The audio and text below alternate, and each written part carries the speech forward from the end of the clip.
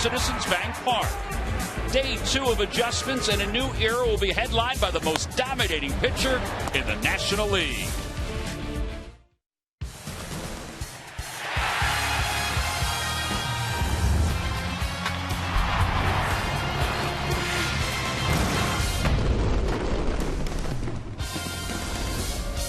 There have been so many years when fans settled in to watch batting practice because they were getting a chance to see the best team in the National League. They'll still see the best team in the National League, or one of them, but it won't be the Phillies tonight. It'll be the streaking Dodgers, who are 21 games over the 500 mark. And speaking of streaks, take a look at what the Phillies have done in this most recent streak since the 20th of July. They're 4-20, which is the worst record in baseball at this point. .213 team batting average. The starters has been a real big issue, 6.07 ERA. Meanwhile, for the Dodgers, well, they've been incredible. Since the 22nd of June, they are 41-8. It's the best 49-game stretch since the 1944 St. Louis Cardinals.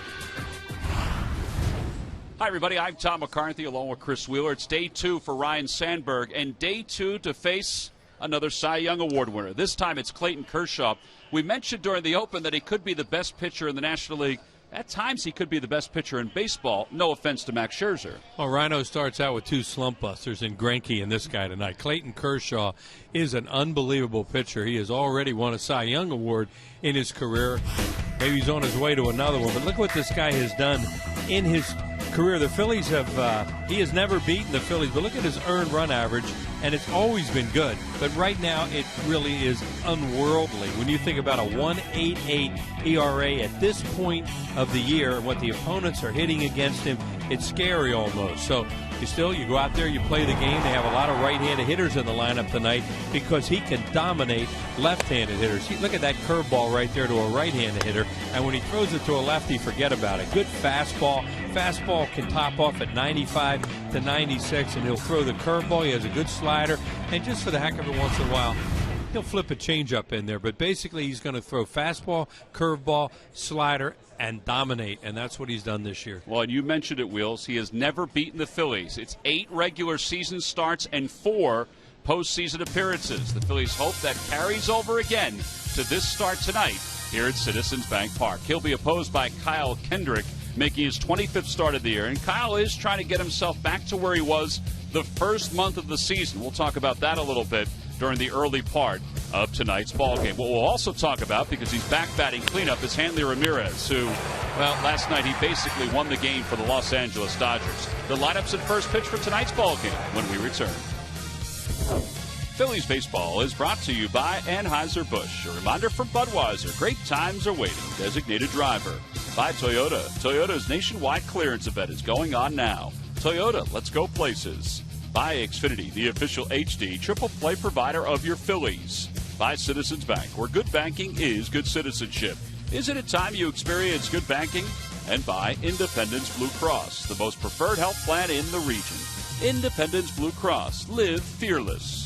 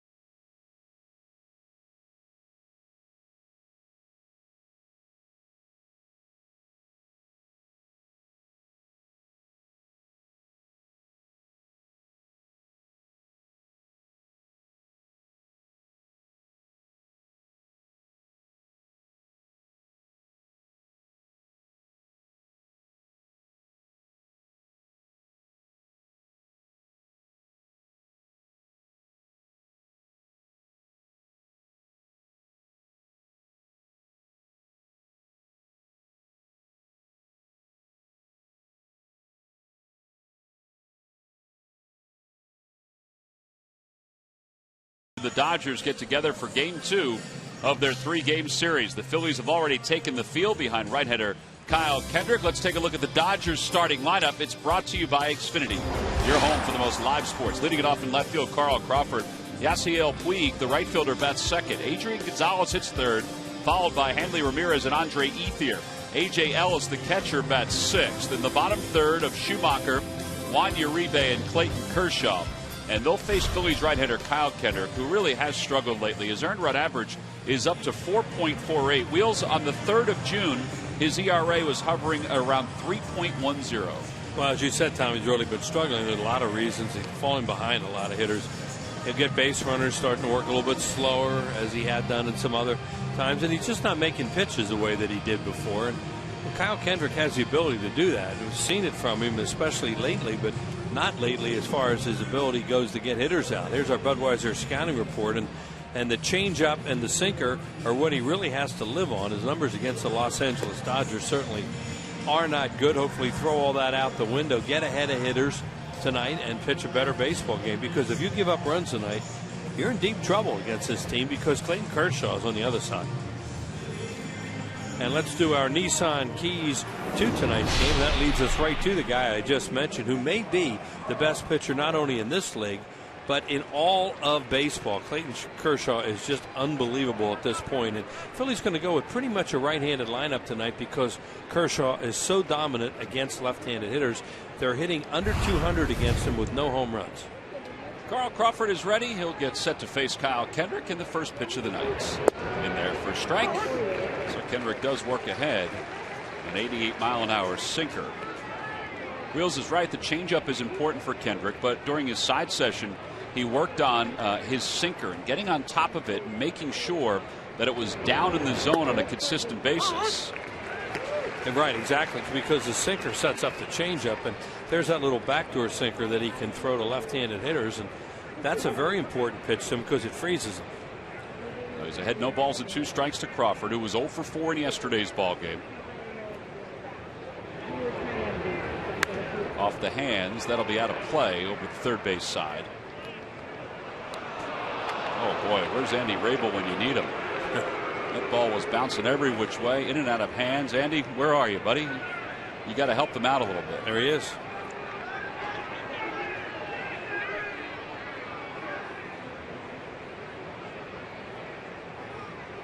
I get it's an 0-2 pitch coming to Carl Crawford. Practicing my circles tonight, it worked. Change up. Oh boy. That wasn't a changeup. That was a 2-seamer. That was that backdoor sinker that looked like a pretty good pitch. Yeah, and Kratz thought so too, and he was firing out of there, and he turns around to ask Sam Holbrook, well, just tell me what was wrong with that, and then we'll try to adjust for you. That was the right idea, trying to freeze the 32-year-old Carl Crawford. Right. Crawford asked for time. Well, they're going through everything right there. They tried. Eric put down everything that he throws, so let's see what they decide. Breaking ball. And it's low. 2 balls and 2 strikes. For him, a 2 is a cutter, which is a slide. It's kind of like a slider anyway, and that's when he put 2 fingers down.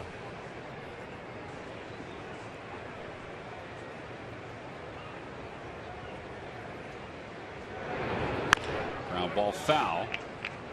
And it remains 2 balls and 2 strikes.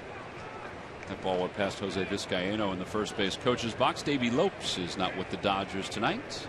Vizcaíno is going to coach first base for them. Davey's a little bit under the weather and not here tonight. Went down to talk to him and found out he wasn't here.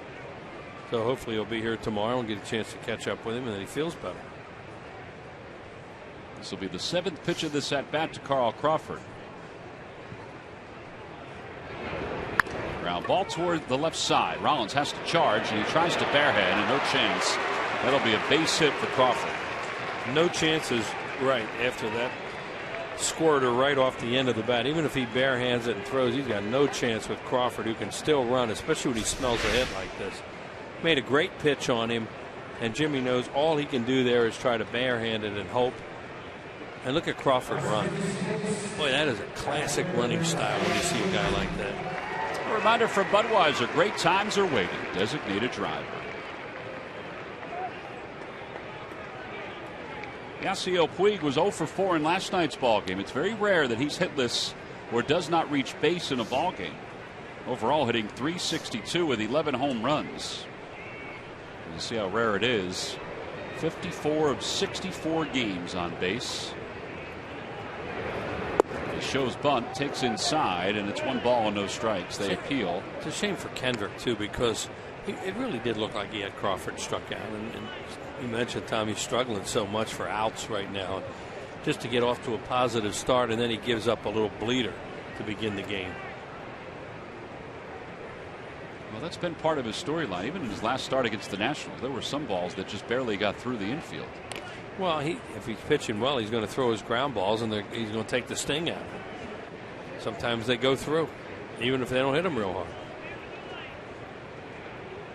In their clubhouse today, they mentioned to go see Davey. This guy walked by. It's unbelievable how big he is. They said he has size. He's about 6'3", and he is ripped. Ground ball past Michael Young at third and into left field. And now runners on first and second here in the first. This is just what they don't need, is the Dodgers to throw an inning up. Playing up after he faked that bunt. I don't think he's ever going to bunt, but they're still playing up. And when he hit that ball that hard, there's no chance to catch it because of where he was positioned. So Crawford with good speed is at second, and Puig is at first. And now Adrian Gonzalez, as Kendrick looks back to see who's going to cover if the ball goes back to him. Gonzalez had a decent year with 16 home runs and 76 runs batted in.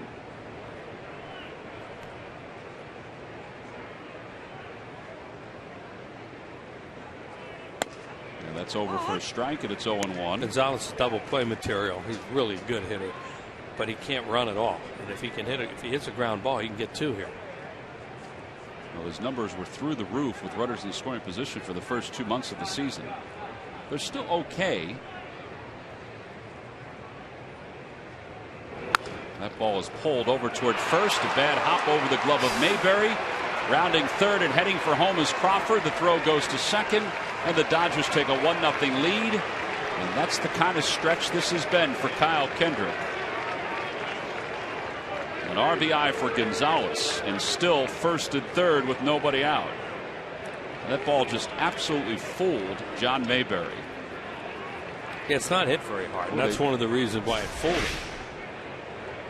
And he goes down to one knee and just totally misjudges the velocity of that baseball coming out there. There's no way that ball should get through. Well, they scored an error and no RBI. And the Dodgers lead at 1-0. So 2 hits and an error, and now Hanley Ramirez. Ramirez missed 9 games because of a bad shoulder prior to the series, and then came out last night and was 2 for 4. And he's hit by a pitch, and that'll load up the bases. I don't know why he'd walk out there unless he thought Hanley Ramirez was going to go out to, because he's not going to try and hit him. With nobody out in the first inning to load the bases. For a left-handed batter in Andre Ethier. Well, yeah. But when you get hit sometimes it hurts and you don't think about the circumstances. But you saw Holbrook go right out in front of home plate because Hanley Ramirez is not happy that he got hit, because that had to hurt right off the hip. But watch Holbrook right here. He points, okay, you go to first. And here he comes out just in case. And I think at one point he was thinking about saying something to Kendrick, and then even he thought, why would I do that? Umpire comes out in that situation just in case a player should attempt to charge the mound, and he could help intervene. And that's the only other reason would be to give a warning. Well, this is the same crew that was umpiring that series between the Braves and the Nationals in D.C. when Bryce Harper was hit, and Joe West, who was the crew chief of this crew, and he's off this weekend. He had a step in front of Brian McCann while Harper was yelling at Tehran as he was going up the first base line. Yeah, and that's why Holbrook did. That's why he walked out in front of home plate in case something happened, to be ready. So the bases are loaded with nobody out, and Ethier takes up and in. It's 1 ball and no strikes. So this is the worst case scenario that he's getting involved in here in the first inning when you're facing Kershaw too.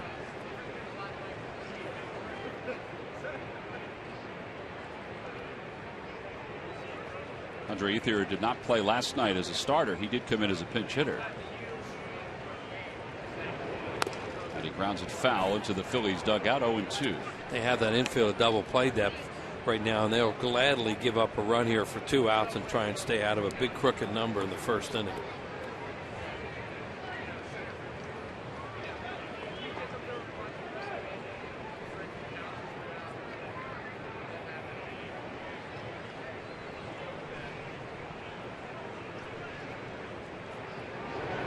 Broke his bat, back to the mound. This could be 2. There's 1, and there's 2. That was huge, and it was an excellent pitch from Kendrick. A 1-2-3 double play. You get the old cha-cha double play, the old 1-2-3 kick, and that is outstanding. Because we just talked about giving up a run on a double play. Well, they get the double play and don't give up a run. Makes a good pitch right there. Looked like a changeup off the end of the bat. And Kyle has plenty of time to come home and give Kratz a lot of time to get out of the way of that runner coming down the line so that he can't upend him too. Yeah, Kendrick put a lot on the throw to the plate to assure that Kratz can get out of the way, but also to get the throw up the first base line for Ethier, who's not running all that well because of a sore calf. Yeah, that's a nightmare for a catcher when that play's happening and he knows that guy's coming down the line and he gives him a bar of soap. A.J. Ellis is the batter, a .257 hitter. Take strike 1. Ellis was 0 for 3 with a walk and a run scored in last night's game.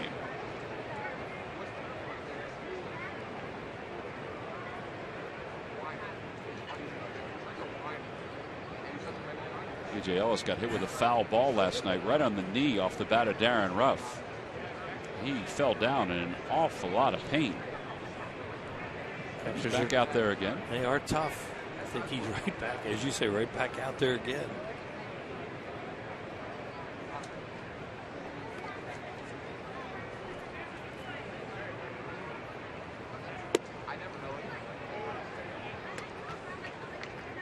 He wants to get him out here too, and not go after Schumacher with the bases loaded with no margin for error.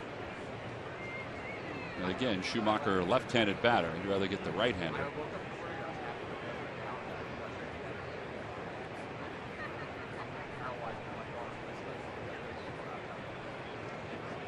Now the 1-1 pitch at the knees, and it's 1-2.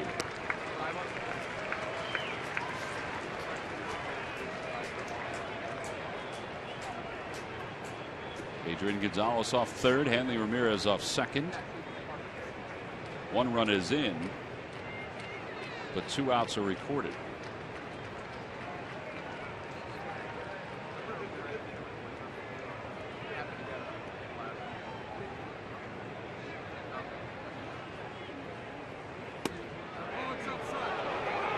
You can hear Holbrook go, no, it's outside, and it was. He tried to run it back, but it didn't get there.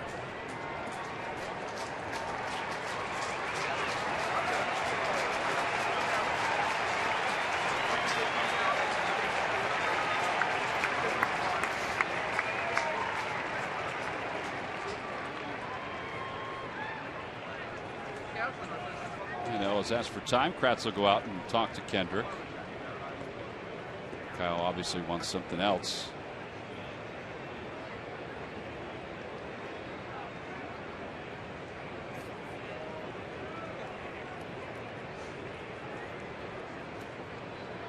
There's Carlos Ruiz. Has tonight off. He'll catch tomorrow with Cole Hamels on the mound.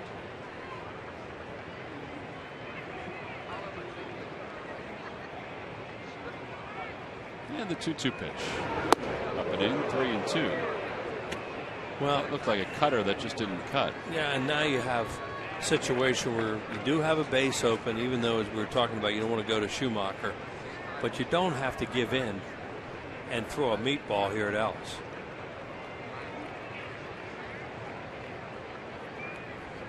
See if they try the 2-seamer toward the outside part of the plate.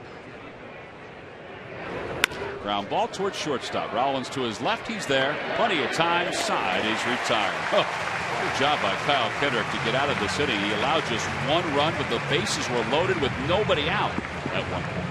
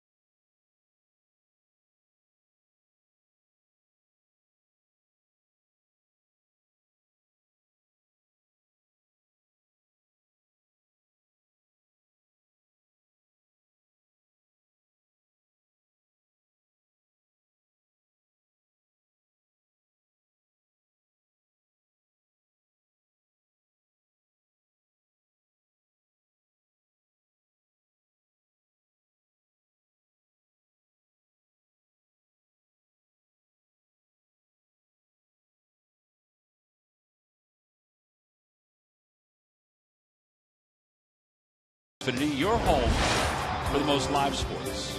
Leading it off at shortstop, Jimmy Rollins. Kevin Franzen starts at second base. Michael Young hits third. He's over at third. Dominic Brown is the cleanup batter. Darren Ruff, the right fielder, bats fifth. Casper Wells hits sixth. And the bottom third of Mayberry Kratz and Kyle Kendrick. And they will face, and he's just 25, 25-year-old left-hander Clayton Kershaw, 11-7 with a 1.88 earned run average. You might find it hard to believe that he's lost 7 games, but there have been games where they just haven't scored for him. Yeah, because that's the only way, because he certainly doesn't give up much. Here's our Budweiser scouting report on this guy. 90 to 95, real good slider that he's using quite a bit. He's always had an unbelievable curveball. Throw a changeup once in a while. Look at those career numbers against the Phillies. As Whitey used to say, hard to believe. Well, that does not include 4 postseason appearances against the Phillies, where he has not beaten them in the postseason either. He's given up 1 run or less in 13 of his starts this year, and has that record. So Jimmy Rollins will lead it off. Rollins 0 for 3 last night with a walk. And he takes strike 1.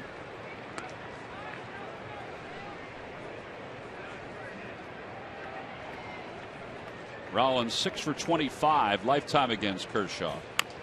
And a ground ball foul, and it's 0-2. When you face a great pitcher like this, all you can do is hit off his fastball, really, because his breaking stuff is way above average. That's why there's only one left-handed hitter in the lineup, because he dominates them. Now, you can hit him a little bit from the right side, but you better hit his fastball and not try to hit his off-speed stuff when he gets ahead of you. Well, here he goes. He's ahead of Rollins, 0-2.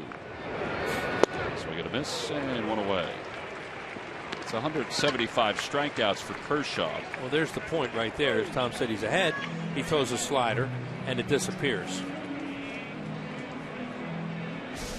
He's really come up with a very good slider, evidently. We haven't seen a whole lot of that from him. Before, he used to use fastball, curveball as 1 and 2. Now he's going fastball, slider 1 and 2 with that nasty curveball mixed in there also. Kevin Franzen has faced him twice. He's 0 for 2 against him. See Kevin's month of August, a lot of that as a pinch hitter. In fact, he's 4 for 27 in August. Rollins is 10 for 53. And Michael Young is hitting right around 200 in the month of August. And it's all part of what has been a problematic month for the Phillies overall. But it's only 1-0. And it looked like it was going to be a lot more, which is very encouraging when you're facing a guy like Kershaw.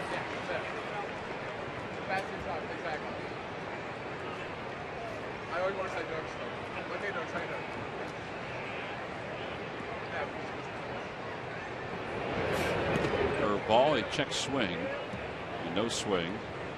Now this time with Franzen, he goes 0-2 curveball, where with Jimmy he went slider. They're both put away pitches.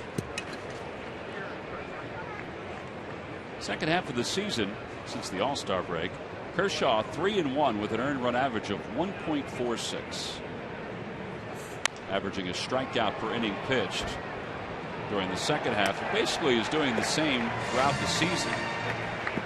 National League Pitcher of the Month of July, 4-1, 6 starts, 1.34 earned run average. And there were a lot of people that thought it would be a no-brainer to allow him to start the All-Star game. But Matt Harvey of the Mets started, which was absolutely fine. And Kershaw was totally fine with it, too. Good theater. That's what that was in New York. Well, and that's basically what Kershaw said.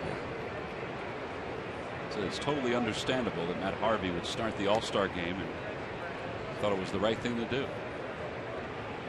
2-2 pitch to Franzen. And out of play down the right field line. See an example of Kevin, who's a very good fastball hitter, how tough it is to try and hit when Kershaw gets 2 strikes on you. To think that you can look for one of those off-speed pitches and hit his fastball, because you're going to, a lot of times you're going to be swinging missing at it. In this case, he's fouling them off to the right side because he's going to be late. Out toward right field, Puig ventures back,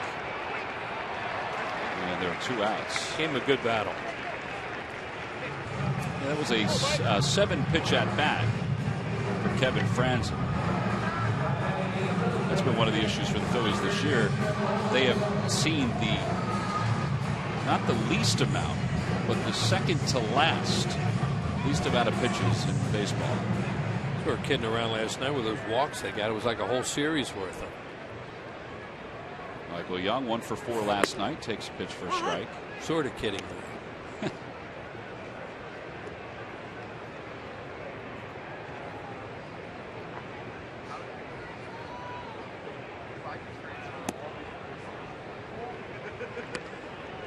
Kershaw, with everything else about him, is a big, tall guy with great leverage and a funky delivery, too.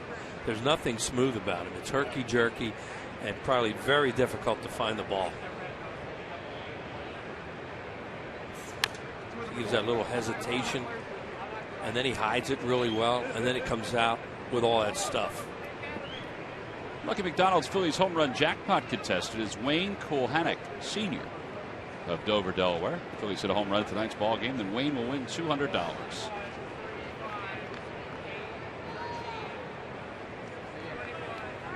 I think I was close with that pronunciation. I thought it was outstanding.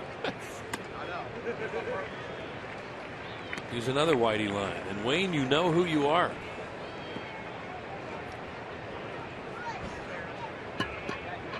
The only other thing could be the Kulhanek. Yeah, I guess it could. Young lifts it to right. Puig, I worked on that one for a long time, makes the catch on the side. Is retired. Nothing across for the Phils. One of the books. To the second we go. The Dodgers up.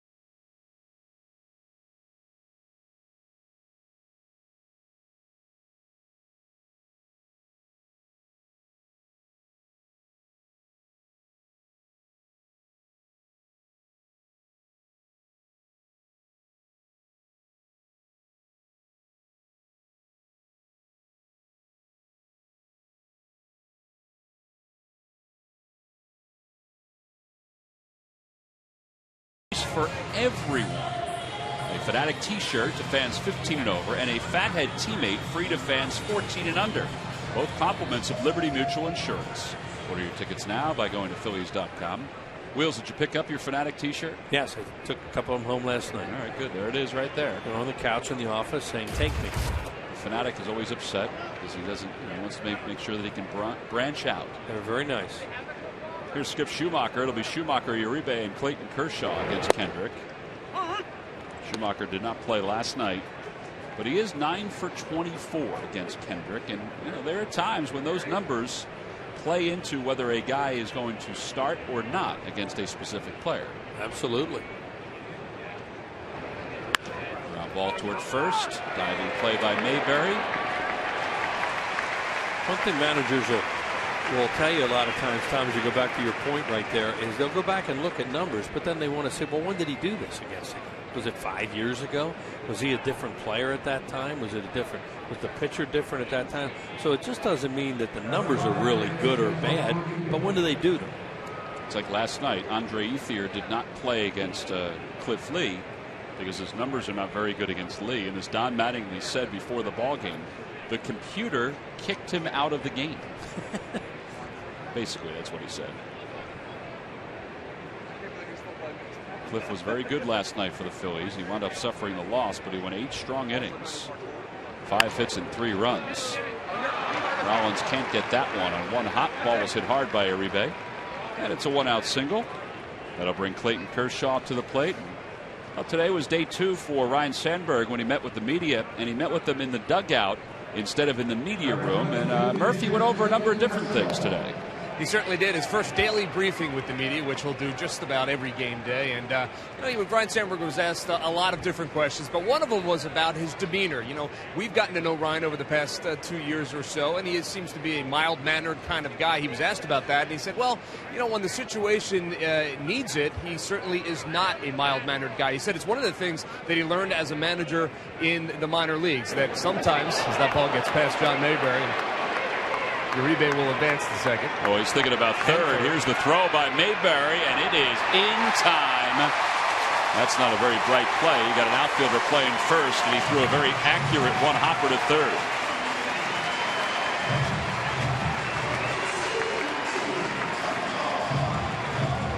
Well, a nice recovery by John Mayberry. Yeah, well, Kyle Kendrick, let's see the throw. I don't know. He has a shot at it. Throws it into the runner. Well, he probably should have caught it, but he didn't. And now gets away, but to his credit, he does a great job getting after it. Uribe takes a look, but he never looks over to the third base coach, Tim Wallach, until it's too late, and Wallach was not waving him. What did you think of that play there, Murphy? You had a pretty good view of it. I did. I thought I was going to be a part of it for a second. Thank goodness you didn't reach over and touch it. That's right. That ball's in play, Wheels. I'm not touching that. That's good. That was a good move on your part.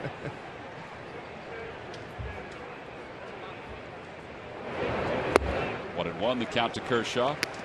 Well, maybe I can get back to the story. Please do. From the mild-mannered manager, Ryne Sandberg. Rudely interrupted. When we last left you, we were talking about, he was asked about that today. And he said one of the things he learned as a minor league manager is when you need to not be mild-mannered, or when you need to perhaps get in the face of an umpire or one of your players. And it's one of the things that he said as he went along, he was able to get better and better at. He said, you'll see that if the time arises when I need to do that, whether it be in the clubhouse or out on the field with an umpire, he will do that. And it's one of the things that will be a first for us to see, because we haven't seen Ryne have to handle that kind of thing yet. 6 ejections as a manager in the Phillies system, 1 as a major league player. And we'll see how that transpires as his career moves on.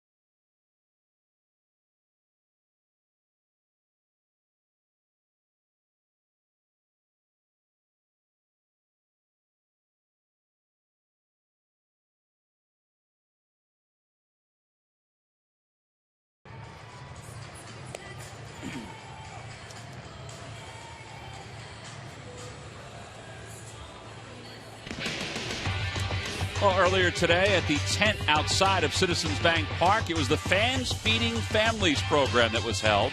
We've been talking about it for the last several weeks, and it obviously everything goes toward Phil Abundance. Citizens Bank is a big part of it. So is Roy Halladay and Brandy Halladay and the Halladay Family Foundation, and fans who purchased tickets for the event got a chance to get a picture signed by Doc. They got a chance to meet Larry Boa. The Bull was there too, Greg Luzinski. It was a great event, and it's the 3rd year that this event has taken place. Dan Fitzpatrick, who you see right there, who's the president of Citizens Bank in this region, he and his folks do an absolutely fantastic job with all of their work in the community. And again, as we said, all of it goes toward helping Philabundance, Goya, ShopRite, Aramark, you name it. The list goes on and on of the folks that are part of this program. And you see the logo on those T-shirts. Been selling pins. They're still available at the Majestic Clubhouse store. And all the proceeds from those pins go toward helping Philabundance. No, it's just a great job by so many people. It's a beautiful night, too. As Dominic Brown fights one off, hits it to short. One pitch, one away here in the second. That's the whole thing about trying to hit off his fastball early in the count, and especially if you're a left-handed hitter. That's what Brown tried to do. The only problem was that thing ran right in on his thumbs. So one out. Darren Ruff is coming to the plate. Ruff was 1 for 3 in last night's ball game.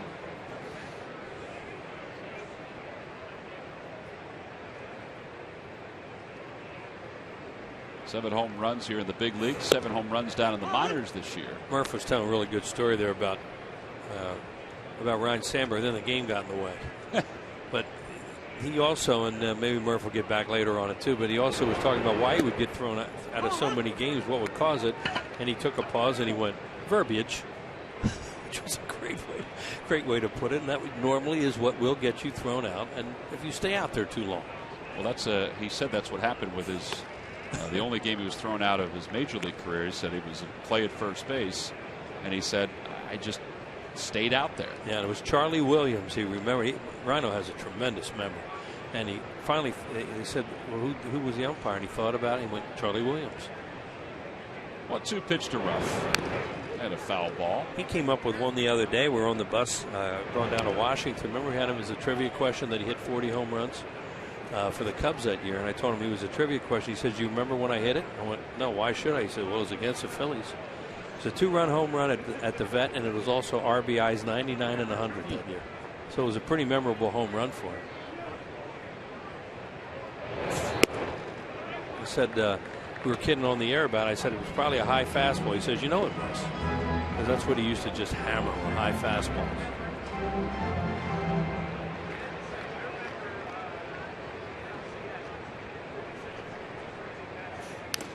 Another foul ball. It remains 2-2 to Ruff. Darren has reached base safely in 40 of the 42 games that he's played. He has a lot of good at bats. He works pitchers pretty well for a young player, and we'll just see how he progresses.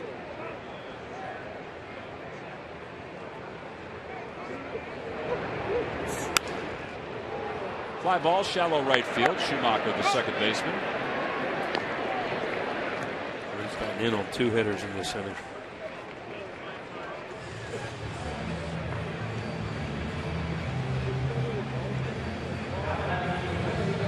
Ruff is retired. Here's Casper Wells. Casper still looking for his first hit in a Phillies uniform. He is 1 for 4. It is at bats against Kershaw.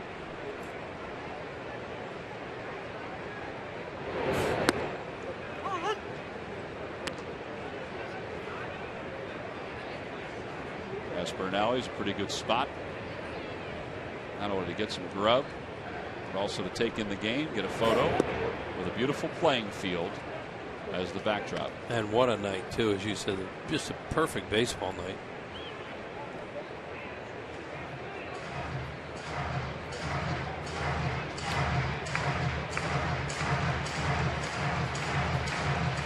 Nice sized crowd on hand tonight. And the 0-2 pitch. Low with a slider. 1 ball and 2 strikes.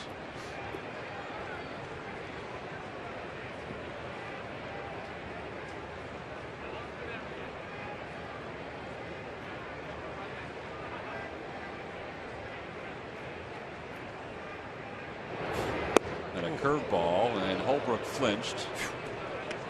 Just a little outside. You talk about a big 12-6 hook. If it was that one in the 70s, the sliders in the 80s, fastballs in the 90s. That's just the way you draw it up.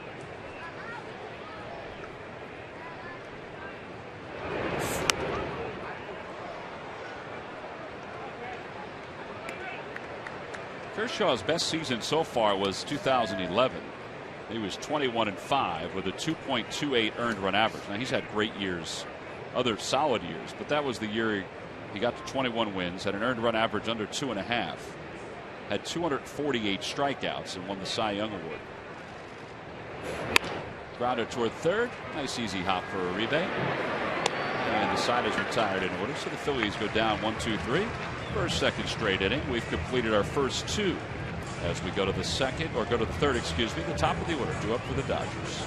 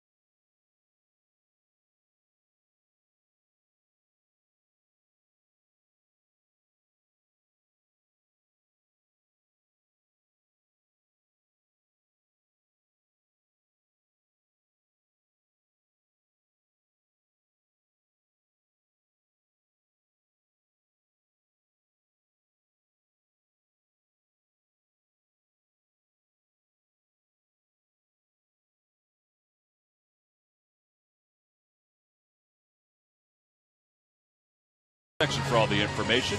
Maybe get the Fanatica shirt. And please submit your answer on the subject line. Wheels, the question is, which Dodger pitcher threw a no-hitter against the Phillies in 1970? You got that one? Yeah. Were you there? I know, but I remember it.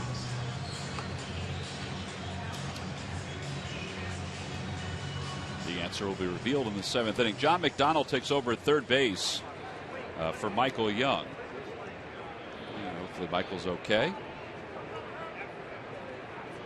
Top of the third, top of the order. Carl Crawford reached on an infield hit, scored an unearned run in the first against Kendrick. And the first pitch is up high. Crawford is a 4-time All-Star.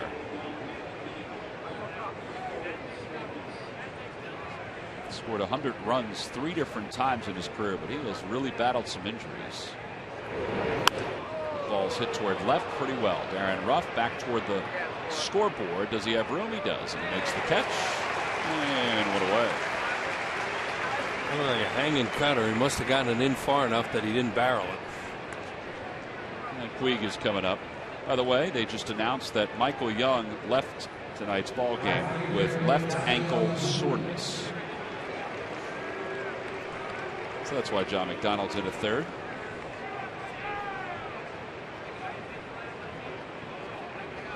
Cody Ashe not coming into the game at third base because he's a very young player, and this is a good night for him not to face Kershaw.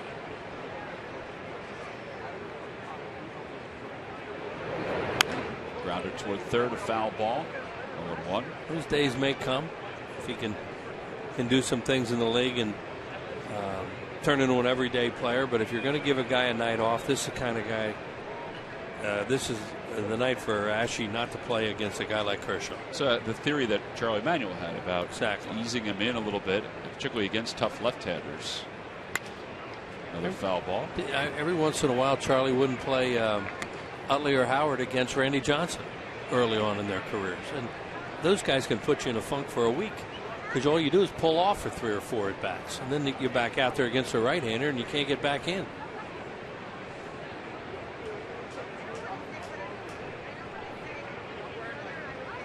Puig singled his first time up, and it's low, 1-2.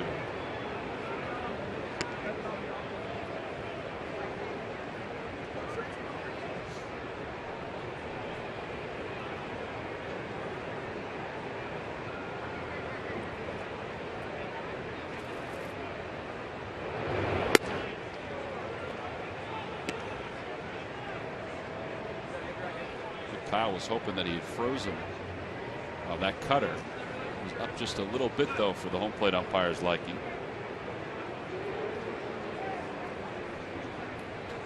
Two balls, 2 strikes. Excuse me, Tom. Puig stands way off the plate. You think he'd be vulnerable away, but he seems to have really good plate coverage. Maybe against a right-hander with a good breaking ball. That's not Kyle Kendrick's strength.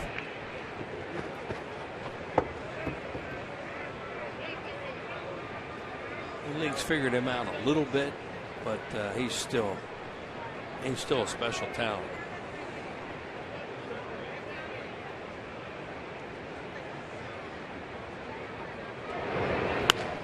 Out toward left field. Dominic Brown won't get to this one. It's a one-hop off the top of the wall. Brown plays it well. Puig on his way to second, and he's there standing. It's a 1-out double.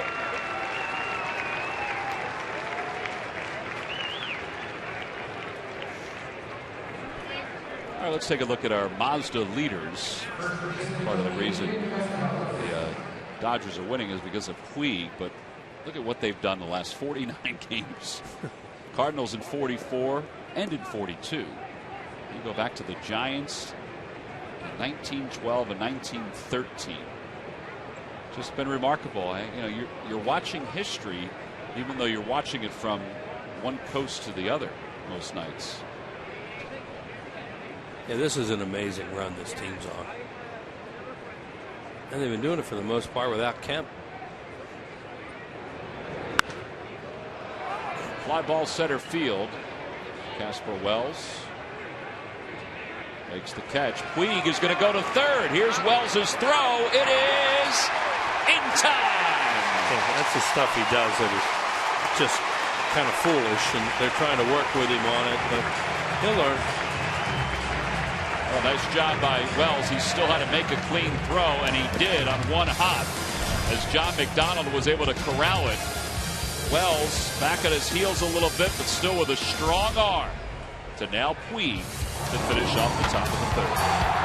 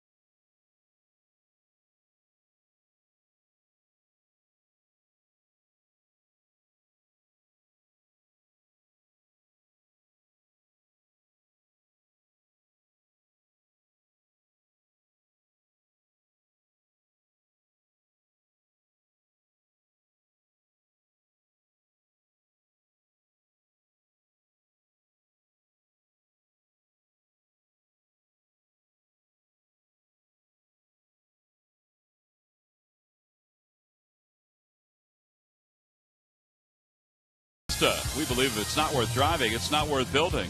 By Citizens Bank, where good banking is good citizenship. Is it a time you experience good banking? By W.B. Mason. You can't go wrong when you buy right. And by Nissan, a Nissan bottom line sales event. Choose a better way to drive and save. Choose Nissan.com today. Well, Puig makes a mistake here, but the reason he does it is he sees Wells get back on his heels a little bit. Right there, he will drift back a little bit, and then he hesitates. Puig is going to try and outrun a major league outfielder's throw from a very, very short distance. You can't do that. And you also are not supposed to make the first or third out at third base. He compounded the mistake. Now, maybe if a guy doesn't throw very well, but I don't think any of that factors into Puig. I think he just runs. And he's at that point where they have to have somebody work with him and explain there are certain things you just don't do them. Well, just watching his body language in between innings, I think he realizes that he made a mistake. Now he may be upset that he was thrown out, but it seemed like he realized he made a mistake on that. Yeah, as Mayberry pops out. It's a good point. You don't know. And the Dodgers have a nice problem on their hands in trying to work on those things.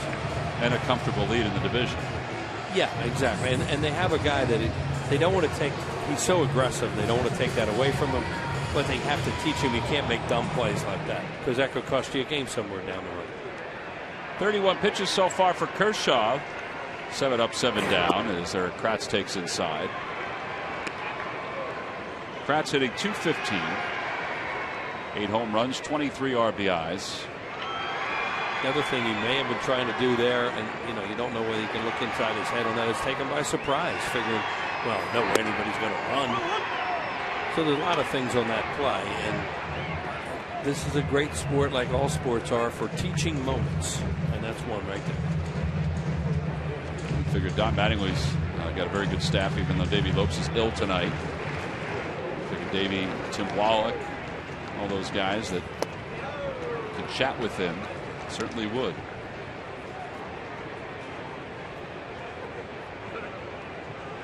One and 2 to Kratz.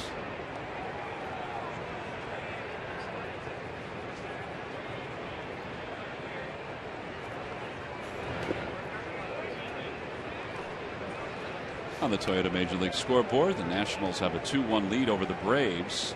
That game's just in the bottom of the first. Nationals have lost 6 consecutive games to the Braves. They won last night on a bullet off the bat of Justin Upton in 10 innings. Kratz hits one to center. Andre Ethier froze for a moment, then comes in. 2 outs.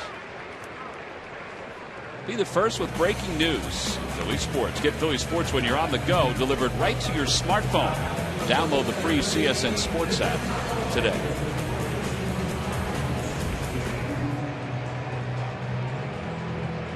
How important it was for Kendrick to get out of that first inning with just the 1 run, because here comes Kershaw, 1 hitter away, the pitcher, from going perfect through the first 9.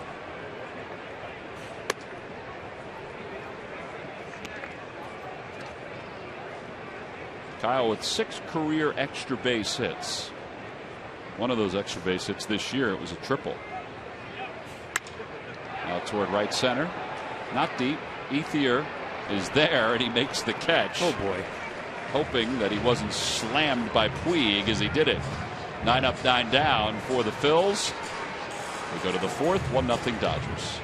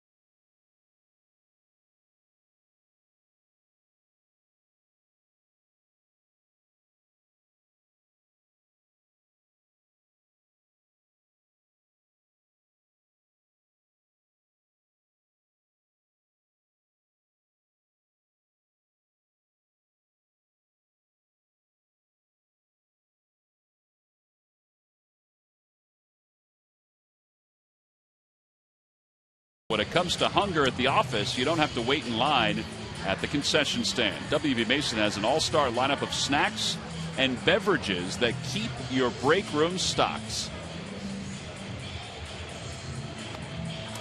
Dodgers up 1-0. They scored a run in the first. Henley Ramirez, Andre Ethier, A.J. Ellis are the scheduled hitters for the Dodgers.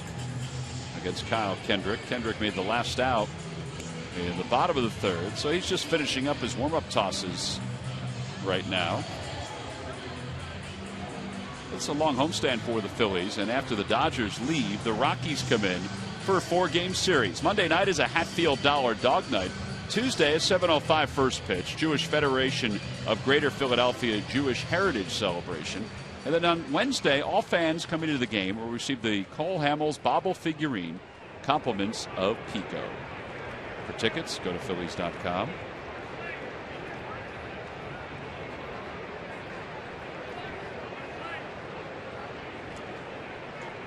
And Ramirez was hit by a pitch his first time up. As it turned out, it wasn't a bad thing, because then Kendrick got Ethier to bounce into a 1-2-3 double play. Yeah, made a good pitch on an off-speed pitch. Bases loaded. You like that ball coming back to you as a pitcher. Just don't want it coming too hard.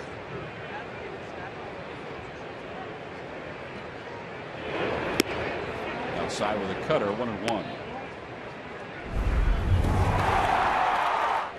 Well, one of the reasons that, again, this team's in first place, because of this guy right there. You talk to a lot of their coaches and people that are around. They say debatable. This guy here could be their MVP. I do know that Adrian Gonzalez at first base has more RBIs. They talked about after that WBC that he realized how important winning is. And this year in Los Angeles, yeah, he's had problems over in Florida, but this year they say that he has been a model citizen in terms of playing, hustling, and getting key hits. Talked with Ricky Nolasco, who was a teammate, and he said, yeah, he did have some problems in Florida because he was a younger player there and probably one of the best players on their team at that time.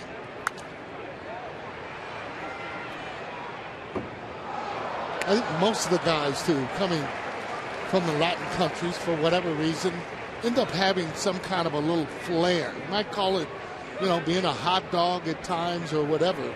But I think the better the team you have, and players like this here, too, in Puig, that pretty soon you'll just see them as they're every single year close to 300, close to 20, 25 home runs, and making everybody better on your team. It takes time, and experience will make you a better player in terms of hopefully not going through a lot of the different antics that they do in a young age.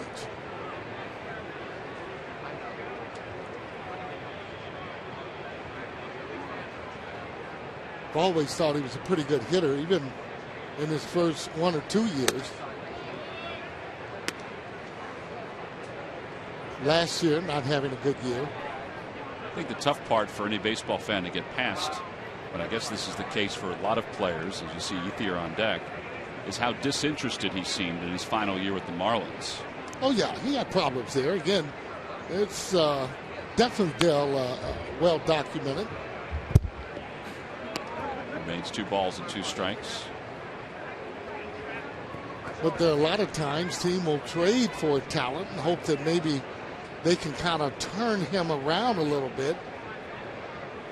I mean, there's no question about that he's a guy that early on was a 5-tool player, being able to steal bases, hit for a high average, and with power. It remains 2 balls and 2 strikes. I mean, there are times, to be quite frank, even with Jimmy Rollins in playing, that he's not 100% down that line every single time. I think that the fans will be forgiving depending on how you go out there to be able to play. Ball's rocketed foul into the seats on the left field line. It remains 2 balls and 2 strikes. Look out.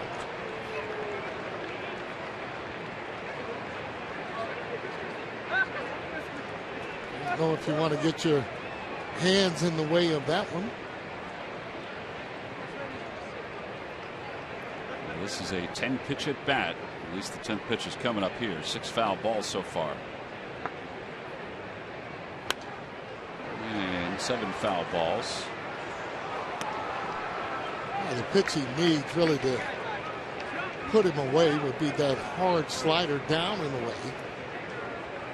Kyle Kendrick does not have that particular pitch, although he does have a slider. At times it's just a little bit too slow.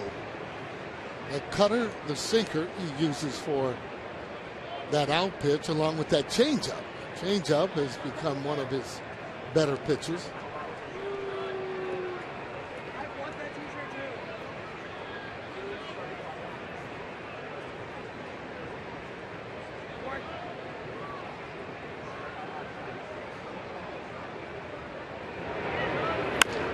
For the shortstop, big hop for Rollins.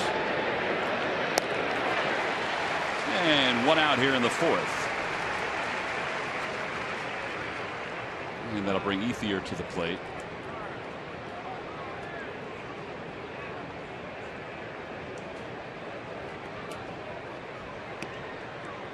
Ethier bounced into the 1-2-3 double play his last time up. Phillies trail at 1-0, but that was a huge double play. Mitch Ethier's not running all that well because of his sore calf. It's a calf injury that forced him to go to the hospital the other night after he was hit by a pitch. Get it checked out. He's played well for the Dodgers, though. The last 60 games, he's hitting over 300. And that's lifted his average up to 268, where it is right now. He's always been a pretty good hitter. Another guy that can drive the ball and has hit well and hit it out of the ballpark. On the hands, out toward right, and that'll drop for a base hit. And that brings A.J. Ellis to the plate. It's a new era for the Eagles. Get the latest updates on head coach Chip Kelly with daily reports from Eagles training camp on Countdown to Kickoff on Sports Night every night at 6 and 10, only on Comcast Sports Night. If you watched any of the game the other night with the Panthers, if you haven't seen that offense, I know it's not finely tuned yet, but man, oh man, did it move fast. It's not as quick as it was at Oregon, but whew. A.J. Ellis grounded out to short his first time up. Off the outside corner, it's 1-0, and that looked like a pretty good pitch. Sure did. That's where Kyle wants to throw the ball. He wants him just maybe on the edges of the corner. More importantly, he'd like to have a little bit of movement on those pitches.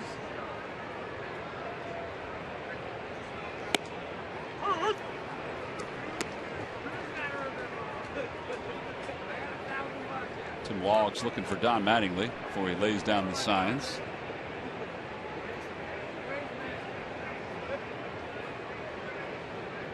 Mattingly has a veteran staff, guys that have won before. Always helps.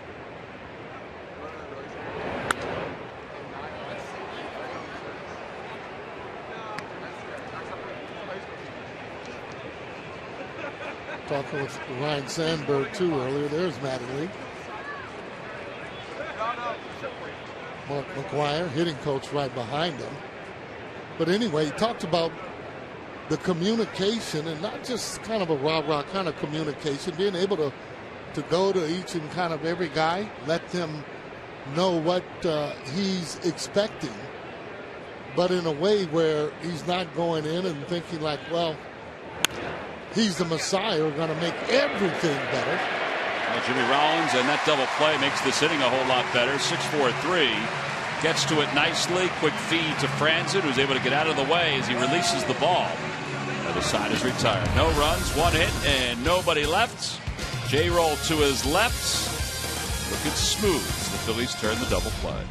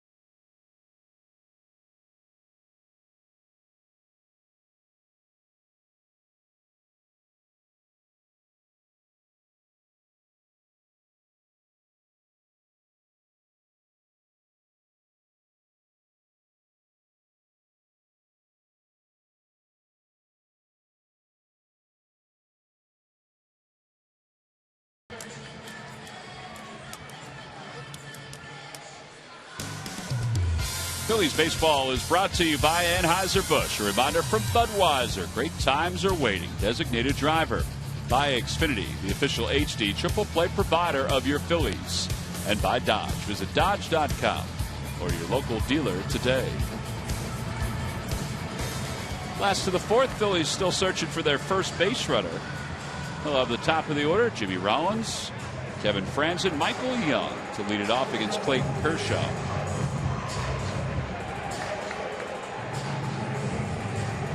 I tell you what, you want to try and get that hit out of the way as soon as you can. The longer this game goes, obviously, the more pressure. Start mixing in those sliders. You got to stay on his fastball, but the key for me, though, make him get it down. Over to third, Uribe got a very nice hop. One out. Good swing. And Kevin Franzen is coming up. Sarge, we mentioned this before, and we've talked about approaches. Phillies haven't seen the least amount of pitches in baseball this year, but it's second from the bottom. Yeah. There was a story where the Boston Red Sox have seen 2,700 more pitches than the Phillies have this year. That's a lot of pitches. It's a lot of pitches, but keep in mind you got different hitters too that are over there. I mean, you got guys that, and we've seen them played against them. The one thing they don't do, I mean, they'll take the off-speed pitch early in the count, which will mean that that pitch count's going to get up there, and you throw them that number one, they're fouling it back or putting it right in play. So yeah, it's okay to take and see more pitches, but the fact of the matter is, pitchers that don't fear you aren't going to be pitching around you. So therefore, they will have and see more walks. Some of the better teams that have better hitters. We was talking right with Steve Henderson about that. The guys getting walks or, taking more pitches. Well, the reason that they end up taking pitches, a guy like Cabrera or even Prince, is because the pitcher is fearful of throwing a strike. And a called strike three, a slider to Franzen. It's the second strikeout for Kershaw. They'll bring they'll bring John McDonald to the plate. Speaking of Clayton Kershaw, it's time now for tonight's Cold Hard Facts. Brought to you by Frost Brewed Coors Light. Kershaw's 2.64 ERA is the lowest since 1920 among pitchers with 1,000 or more innings and 100 or more starts. Wow. 1920. This guy here is just dealing. I mean, he's the type of pitcher you want to.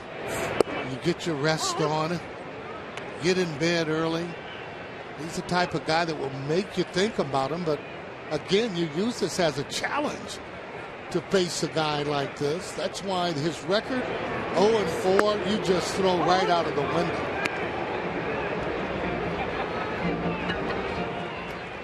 Well, I don't know how he's lost 7 games.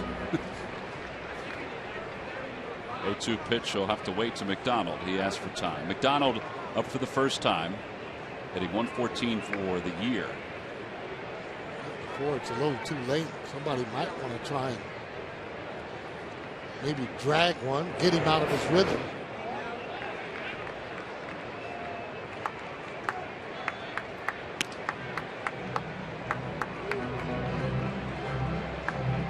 And the same here. Your approach here has got to be making him get the ball down and not being late on his fastball and that breaking ball, unless it's a hanger like there.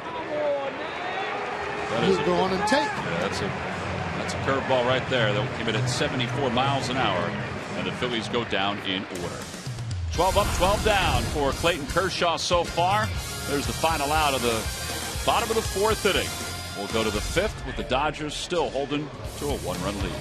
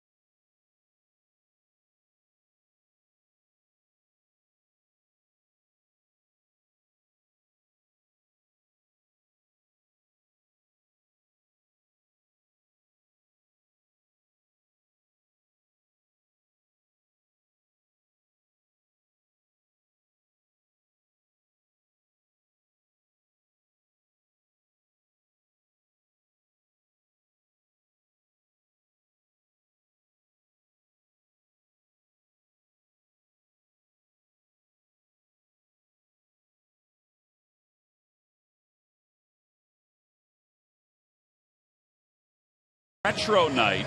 It's brought to you by Total. Then the series against the Diamondbacks wraps up on Sunday, the 25th. All fans 14 and under will receive the ShopRite Back to School backpack.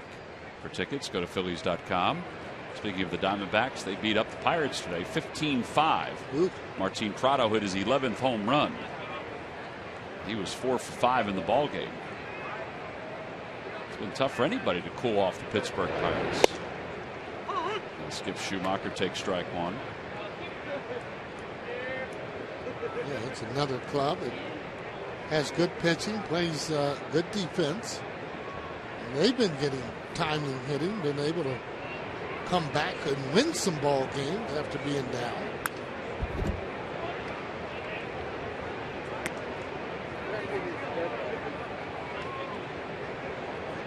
Cal Kendrick really pitched himself out of a jam that first inning. I mean, this game could have been over just about in the first inning with all those base runners. Swing and a miss, one out. That is the first strikeout of the evening for Kyle.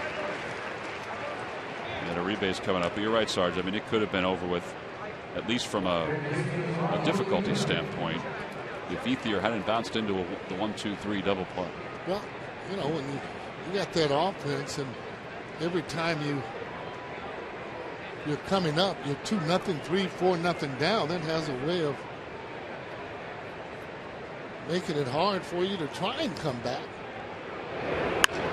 Out to right field, Darren Ruff. He won't get that one. It's a one hop off the wall.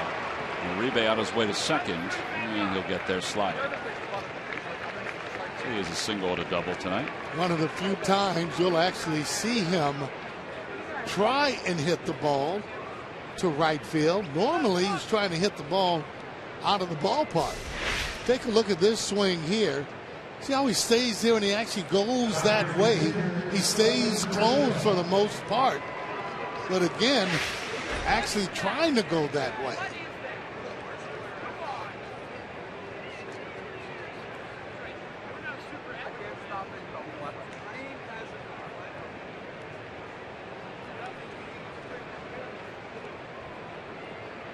Donald in on the grass at third with Kershaw.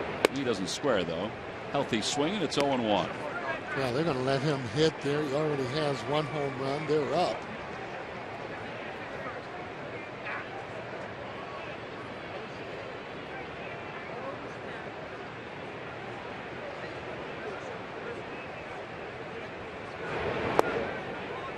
I think that's a good idea. I mean, we got pitchers up there like a Cliff Lee, Cole Hamels.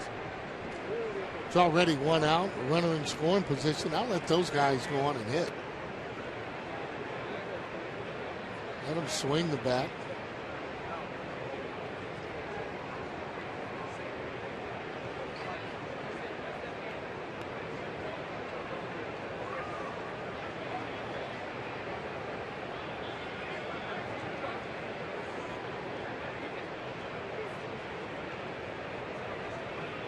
And now Kershaw asks for time. Pratt's running through the signs a few times.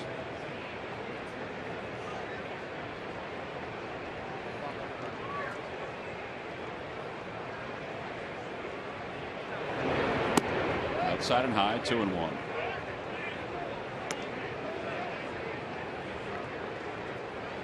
Pratt has been catching Kendrick a little more often. He's got a good temperament. For Kyle, though, getting that sinker down has been a big issue for him.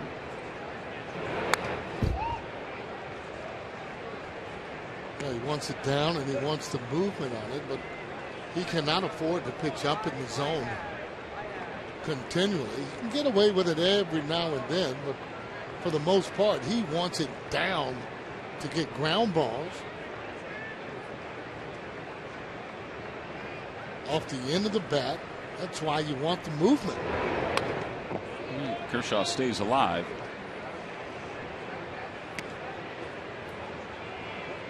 Well, these bullpen sessions that pitchers have, particularly when they're struggling, become important. Sometimes it's to just get your work in, but other times it's to try to tinker with things, not only physically but also mentally. It's a good point. And that's part of what they tried to do in the last bullpen session for Kyle.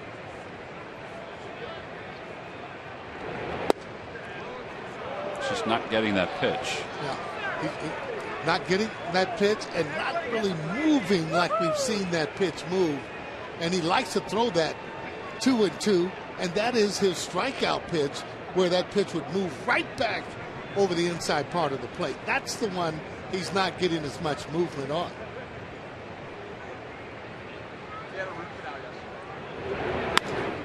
Kershaw slices it down the left field line. That's in for a base hit. Well, you're right, Sarge. It paid off, and now Dominic Brown mishandles it. Kershaw probably would have went to second anyway. But it's an RBI double, and it's now 2-0 Dodgers. Yeah, I mean, even if he bunts the ball, the only thing you're doing is maybe keeping him off base. Yeah, there's a number of different ways he can score when the runner's on third base. An air, wild pitch. But again, he's a pretty good hitter. Take a look as he slices the ball the other way for a double. He's going to look at it, but again, he kept his bat back. One of the reasons why he was able to handle that. Dodgers are all happy, and like I said earlier, they're getting it from just about a different player daily, or nightly, I should say.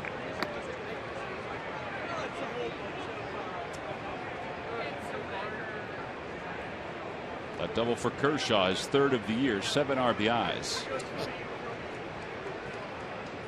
No balls, 1 strike to Carl Crawford. A little low, 1-1.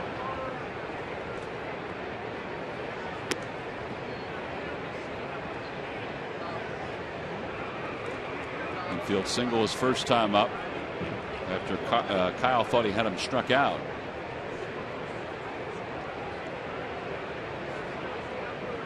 Ball, 1 strike. Inside, 2-1.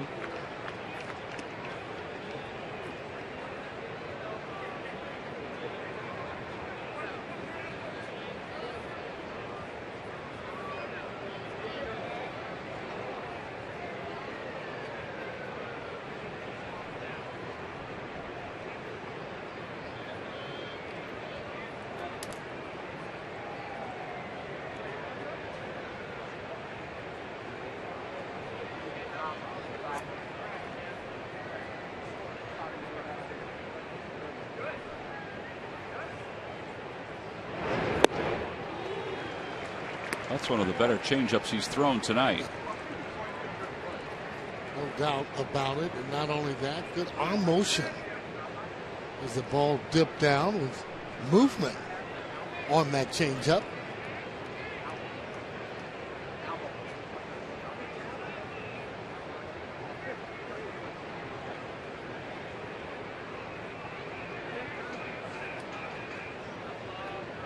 It's not on the same page.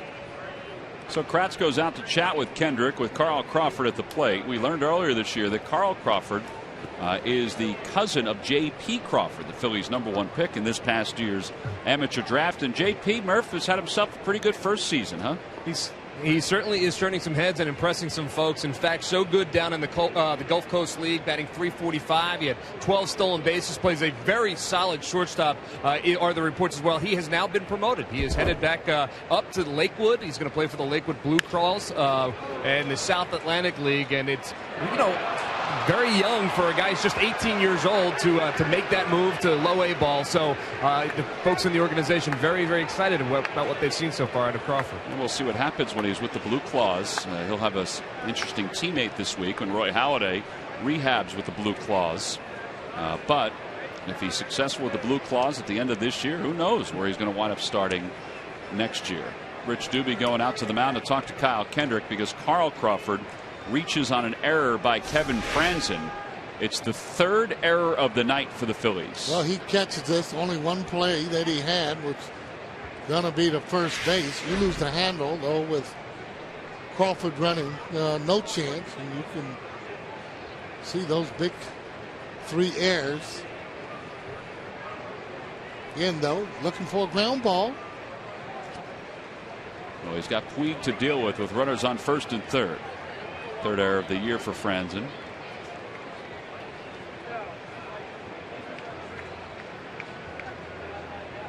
It's an odd looking line when you see no hits and 3 errors. Sure is.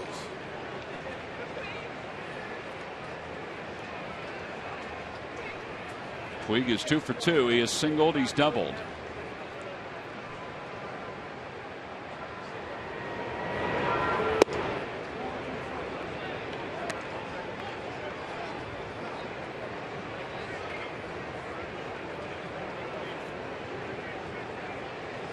When we talk about growing pains with young players, especially young players that can play, Puig actually running, getting thrown out at third base earlier tonight. But those are some of the things that you're going to go through. Dominic Brown last night diving at a ball, and he admitted, that I made a mistake, and I was asking him what was going through your head when that happened, and he said he was just trying to do too much. So I said, remember now that you're playing against the scoreboard, and actually who's up next. Those are all the things when you're in the outfield you have to think about before a play is made. And without beating him up, I mean, obviously offensively, and I didn't go down there to do that anyway, just to ask him his thoughts on it. He recognized that, and hopefully he'll get better on it, and that won't happen again.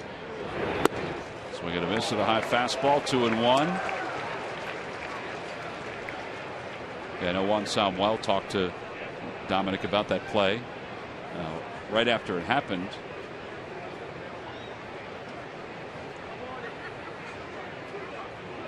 I mean, we've seen it, though. I mean, up in not just with all clubs, the younger players, you're going to go through just different things that normally you wouldn't even think about. Take a look at it as he dives for the ball. Now, right there was already 2 outs. You keep that ball in front of you with the pitcher coming up next. Well, it gives yourself a better chance. Who knows? Maybe the pitcher might have gotten a hit, but you would feel better than misplaying a ball the way that he did to give them a run as opposed to the pitcher coming up. Yeah, at that point, it made it 3-0. 2-2 pitch coming to Puig. Inside, 3-2. Got to crowd. That's where you got to pitch him for me. Is you got to crowd him. You don't want him to get those arms extended. Likes the ball away. I tell you, when you're close up on him, he's put together. Wheels was saying that today. Oh, did he say that? I think Wheels was scared when he saw him in the clubhouse today. Oh boy. Thought he would pick him up and toss him around.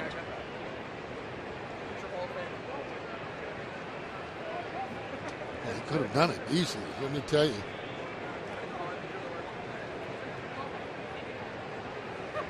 .22 pitches in this 5th inning.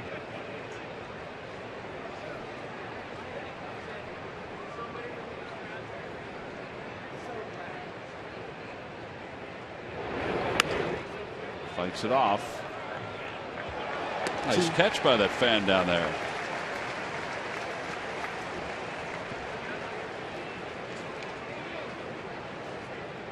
It was a great grab.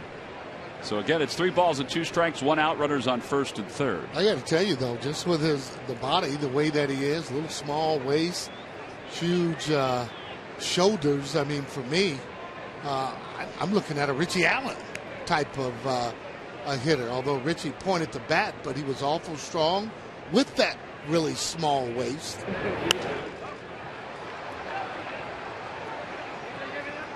Sammy Sosa was kind of big that way. Had big shoulders, but I think shorter for me. And again, this is for a baseball player. I mean, to weigh that much, look at his huge arms. I mean, he's not the guy that if he's calling for it, you want to say, I got it. I think you want to go on and move out of the way if you're in the infield. Throw over to first base. Does he remind you at all, body-wise, of Bo Jackson? That's another good one. That's another good one, although I thought Bo was a little bit more stockier, but you're right. Stockier maybe with the legs and shorter, but the upper body.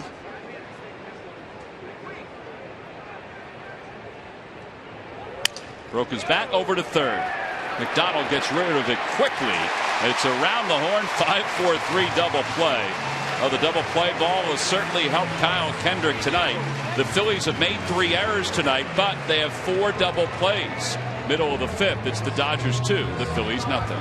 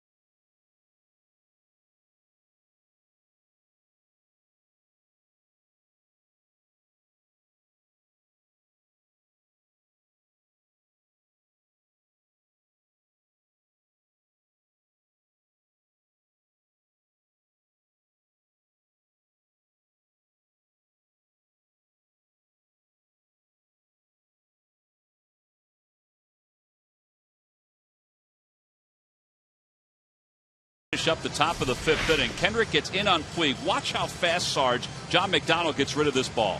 Oh, he gets rid of it. That's one thing he can do. Great with the glove there. And they turned that with a guy that runs pretty good. Looked like Puig was limping there a little bit as he went across that bag. Yeah, just a little bit. Got in on his hands, though. See, he's hustling right there. See how he kind of starts to limp just a little bit? Maybe that's the way he slows himself down. Could be. He's decelerating. In between innings, Kyle Kendrick talking to Sam Holbrook. I think, and I know I've said this, I think there have been a couple of pitches where Sam Holbrook hasn't called that two-seamer strike, and I think this one in particular against Kershaw before the double. I don't know. You don't think it moved back enough? Not for me. Okay. I mean, it was borderline in there, but I don't think it. When we've seen that ball move in, you go like, "Oh yeah, that's a strike." Okay. I think earlier there were some more that moved in. No, they were. There was no doubt about it. Well, Clayton Kershaw is not allowed a hit or a base runner through 4. And it's 0-1 to Dominic Brown. It's a tough pitch. Tough pitch to hit. You know, if your game plan is to lay off that high fastball, he throws one.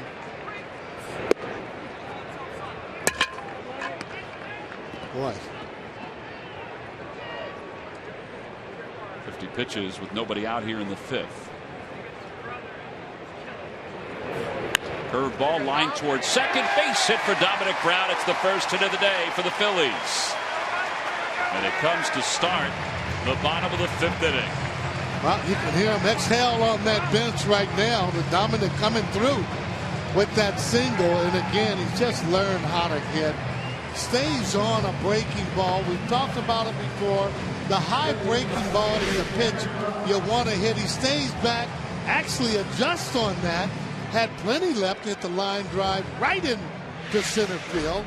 And that is hitting. He's really coming to his own. Darren Ruff popped out his first time up 0 for 1. Now the Phillies have their first hit. Let's see if they can get their first run. Fastball, and it's 0-1. I'd have thought that pitch was inside. But that's the level that you want to swing at, unless it's that breaking ball. You want to swing at that high breaking ball. Why? Because it doesn't have as much break as it would as it's going toward the knees.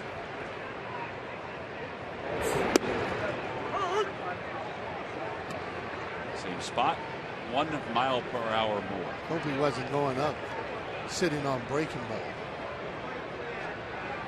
With him being a fastball hitter.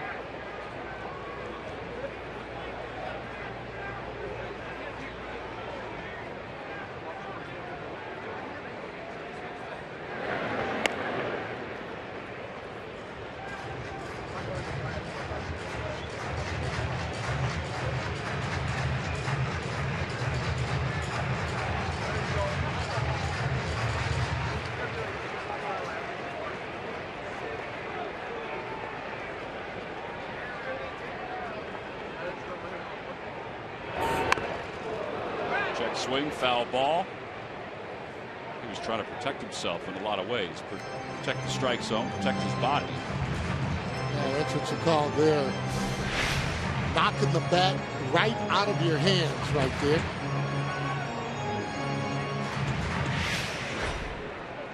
With that open stance, that's when the guys are really throwing that ball hard. That's when it makes it difficult.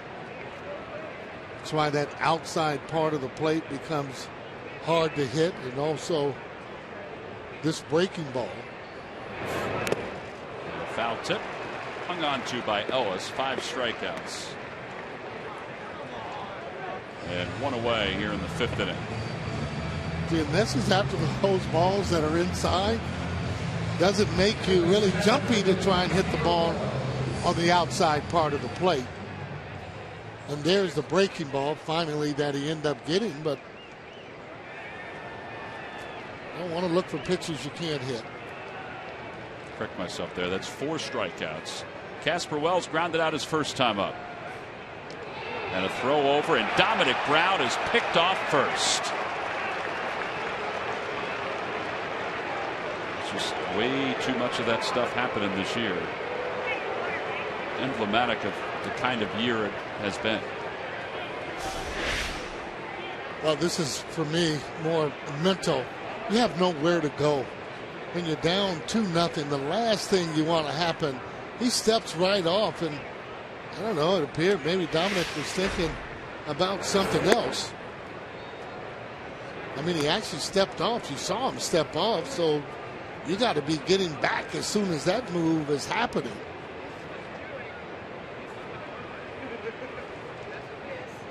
Shorten up your lead if you think that you can't read them.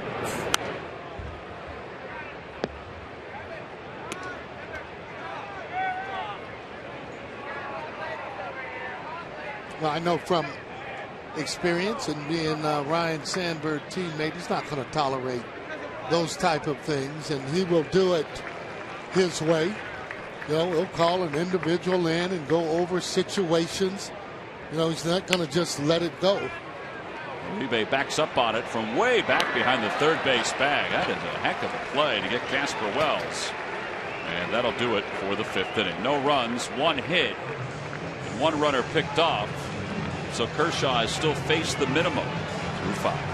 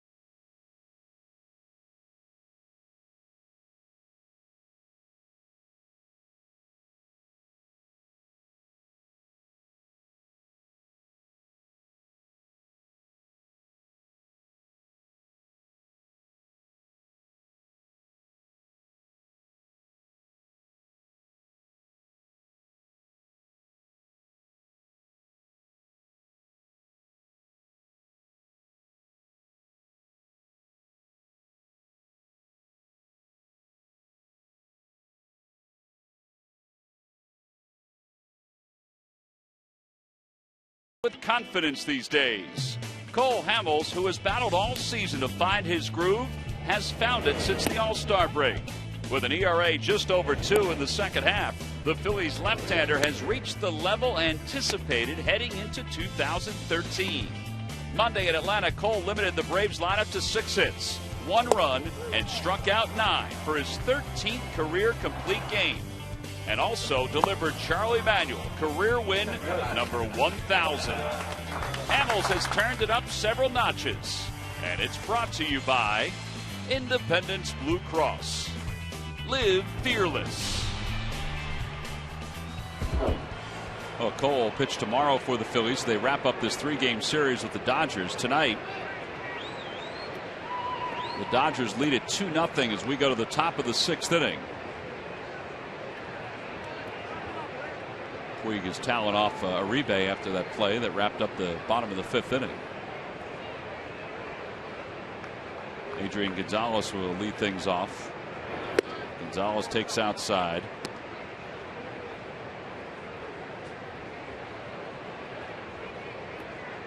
Gonzalez reached on an error his first time up. A ball was hit softly that took a hop over the glove of John Mayberry, and then flied out to center his last time up when Puig was thrown out trying to go to third on that after that fly ball.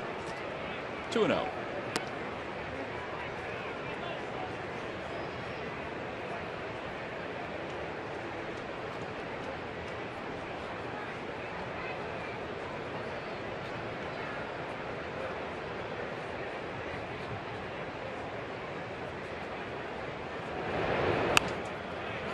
Got into his kitchen. John McDonald calls off Jimmy Rollins.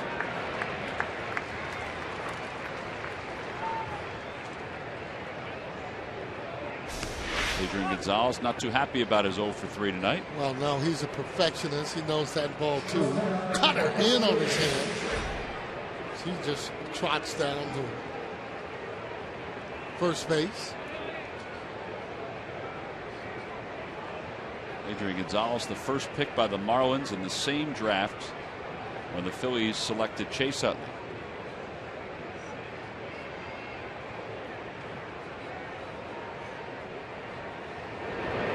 You know, it's funny, you think back to that year when Chase was selected by the Phillies and Gonzalez was selected by the Marlins. Adam Wainwright was selected 29th overall by the Braves that year. There aren't a whole lot of guys from that first round that A, made it to the big leagues, or B, are still in the big leagues. Kevin Franzen at second base, 1 out. I think one of the only other guys, or 2 outs, excuse me, one of the only other guys that made it to the big leagues that was in that same first round was Rocco Baldelli, and he's already retired. Long, yeah.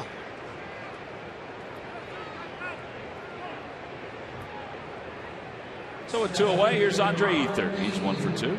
Adrian Gonzalez always been really a good hitter. Ran into some rough times there in Boston in terms of hitting. But he's a guy that hit 300, hit you 25 home runs or so, and drive in tough runs.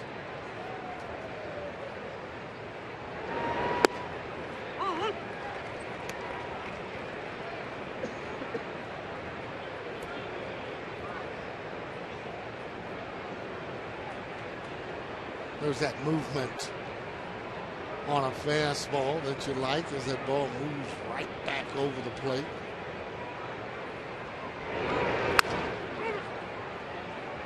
Sounded like Ethier may have broken his bat. I would tell you though, only giving up 2 runs to this lineup. Kyle Kundick is not pitching bad at all. Yeah, he's had men on base, giving up 7 hits.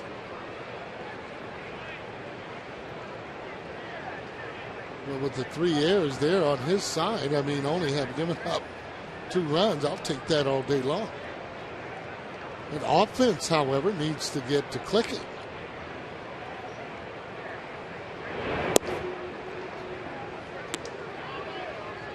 Every time the Phillies retired the opposition 1, 2, 3. Comcast will make a contribution to Phillies charities. Phillies baseball is brought to you by Xfinity, your home for the most live sports, giving you all your favorite sports all year long.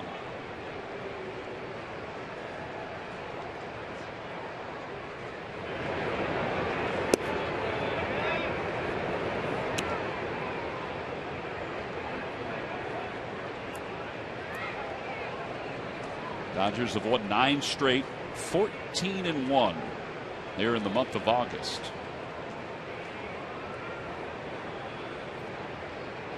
Don Mattingly was asked, he's been kind of funny during the stretch, was asked about how good his team has been. You know, they've won 9 straight. They've won 14 of 15 in August.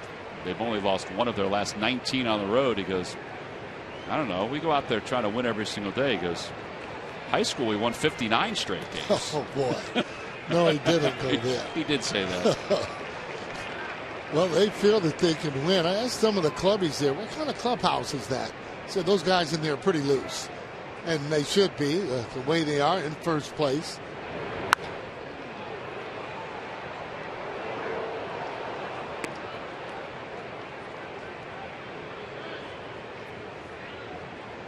You got a lot of professional hitters in that Dodger lineup, and what I mean by that is guys that don't mind hitting with 2 strikes. They can work the count. Got some younger guys mixed in there too. Well, the foul ball remains 2-2.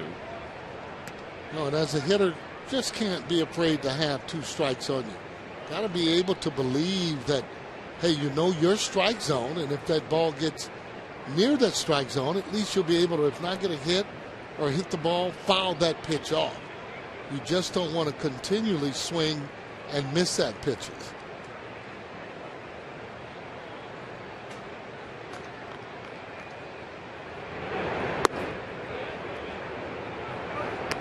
They've thrown a lot of changeups so tonight. Usually that's the pitch he will, you know, get the left-handers out on.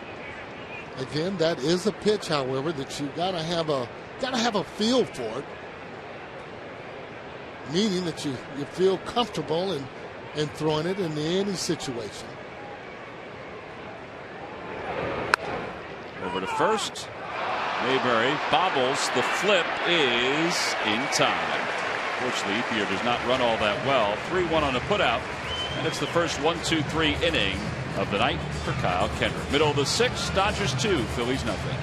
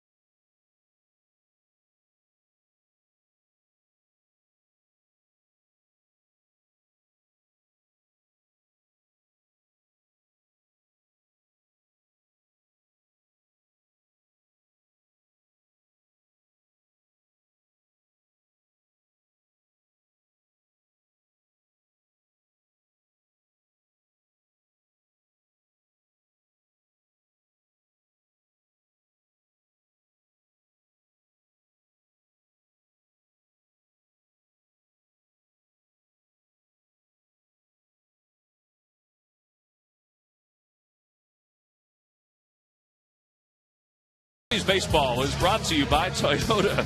Toyota's nationwide clearance event is going on now. Toyota, let's go places. By McDonald's, I'm loving it. And by Chevrolet. Visit your local dealer at ChevyDealer.com.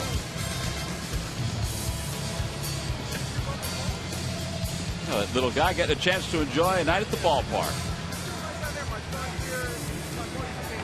Bottom of the 6th inning. It's a beautiful night. Phillies offense is managed only the one hit by Dominic Brown. Clayton Kershaw has faced the minimum because Dominic was picked off first base. It'll be Mayberry, Kratz, the pitcher spot due up third. B.J. Rosenberg is warming in the bullpen for the Phillies.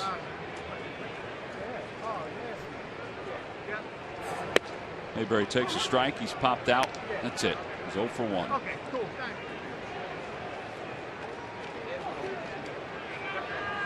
going to ask him tomorrow when he takes that first pitch fastball exactly what's he looking for? I mean, you got to give yourself a chance to hit, and by being aggressive on balls that you know that you can hit. He's a fastball hitter.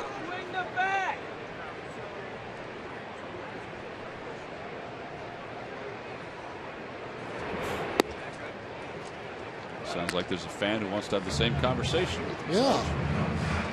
There's Rosenberg.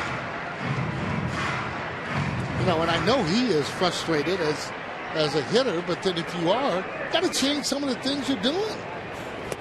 Check swing on a slider, and it's 2-2.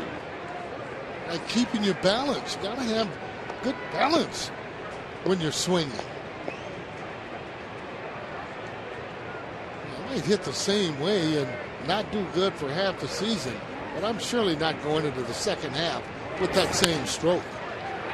There's a base hit to center field, the second hit of the night for the Phils. Nice going. That'll bring Kratz to the plate. Swing for the fences with the Home Run Derby mobile game from MLB.com. Available for your iPhone, your iPad, your mini iPad.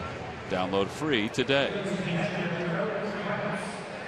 All right, so the Phillies down just 2. So the tying run coming to the plate against Clayton Kershaw.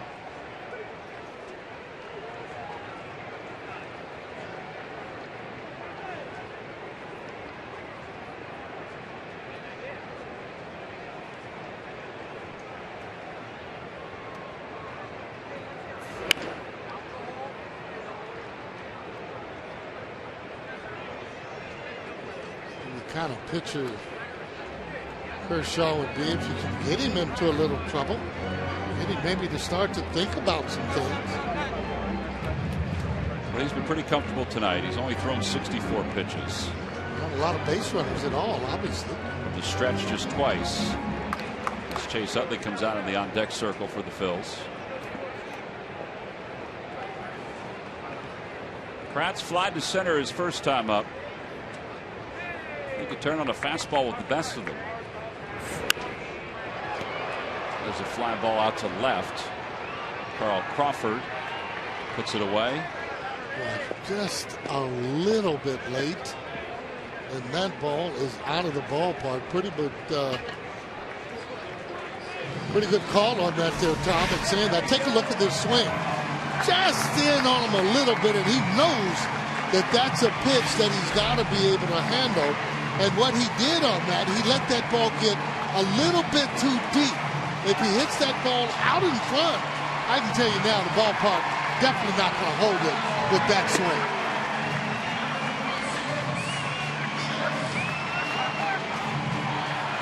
Well, Chase Utley 5 for 17 against Kershaw in his career. That does not include the postseason. He's up with a runner at first and one man down here in the bottom of the 6th inning. So he's down by 2.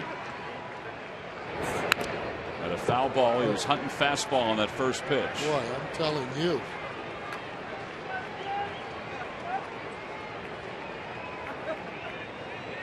Well, you know, usually that's the pitch you're going to get from Kershaw. You've been sitting there on the bench. He's going to test you, see whether or not you can hit 93, 94.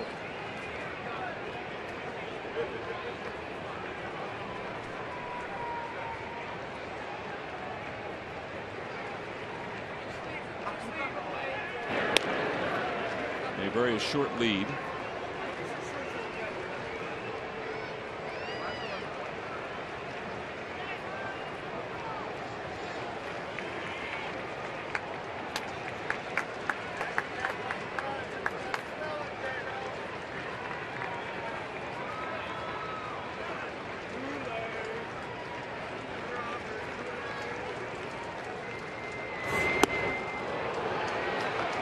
on him down. Yeah, that was a slider that was way upstairs, and it's 0-2. Right before Kershaw is getting ready to pitch, he starts to kind of lean home a little bit. Had enough base runners there, you'd be able to run on him. Now, if you're Utley, what are you thinking? You thinking slider again? You thinking curveball? You're thinking to get that ball down. He can go any way. I'm staying on the fastball until the cows come home and just adjust on the breaking ball. Well, there is the slider, and Utley is struck out. 5 strikeouts for Kershaw, 2 away here in the 6th. The other way around, if you're looking breaking ball, you might foul this pitch off, but you're not going to touch the fastball. And that pitch there, that's just in a terrific spot. You got to tip your hat when a pitcher's pitching like this, and feel fortunate you're still in the ball game. Rollins is 0 for 2. He has struck out. He's grounded out tonight. 0 for 5 in the series against the Dodgers. We talk about situations where, hey, you look to go for a base hit. Sometimes you look to try and hit the ball the other way. Early in the count for me, this is a situation there with 2 outs. You want to look to try and drive a ball, get it in the gap, or get it out of the ballpark. That pitch, too, has to be belt high. Jimmy, you do. Jimmy just 10 hits in 55 August at-bats. He's been in a serious slump. I think one of the surprising things, just 1 home run since the 31st of May.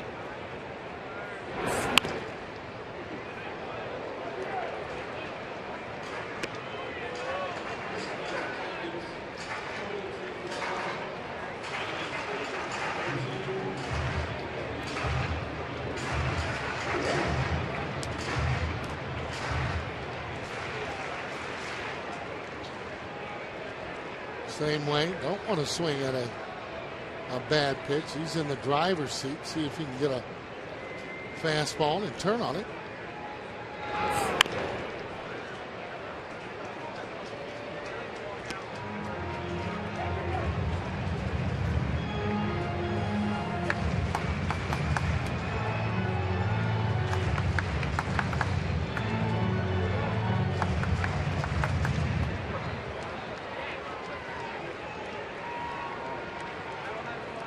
Kershaw kind of leans right at you when he's throwing that ball at home, and then it just jumps on you. There's that little lean, and there's a breaking ball. 6 strikeouts for Kershaw. Rollins is wrapped up to finish up the 6th inning. No runs, 1 hit, 1 man left.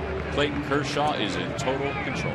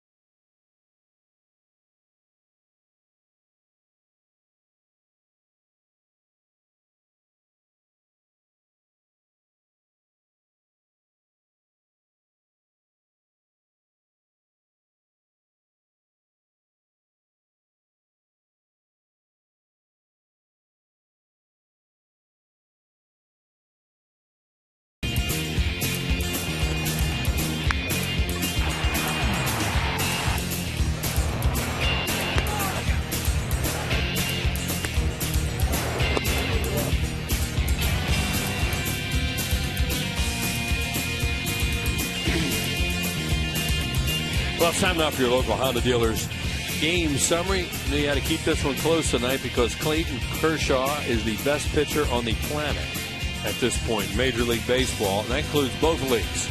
And look what he's done so far tonight. They do have a hit off him. He also has knocked in a run with an RBI double to left field.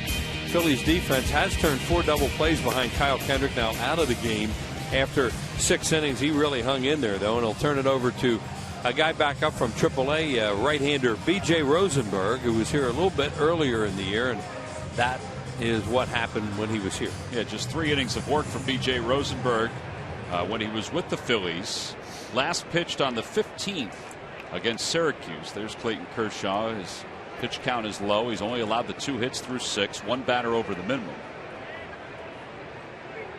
Rosenberg with Lehigh Valley this year, 3 and 6, an earned run average of 4.52.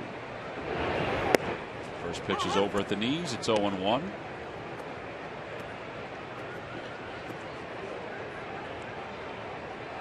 It is A.J. Ellis, Skip Schumacher, and Juan Uribe for the Dodgers. Off the glove of Kratz. And it's 1 ball and 1 strike.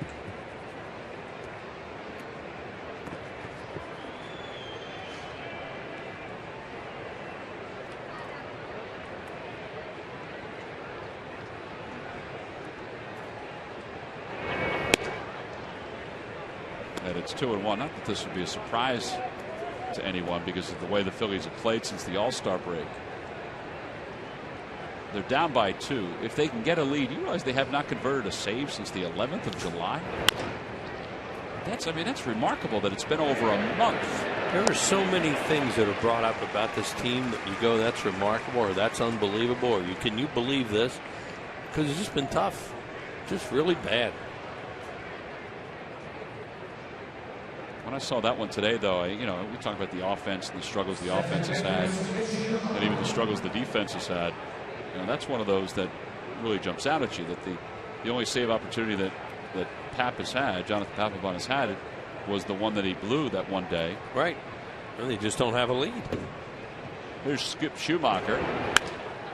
Out to second base, Kevin Franzen. 2 outs. These lucky fans are tonight's Citizens 7. They will each receive a prize pack courtesy of Citizens Bank. Citizens Bank with most 7-day branches in the Philadelphia area.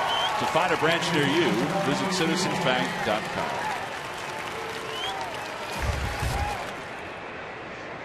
There's Diekman.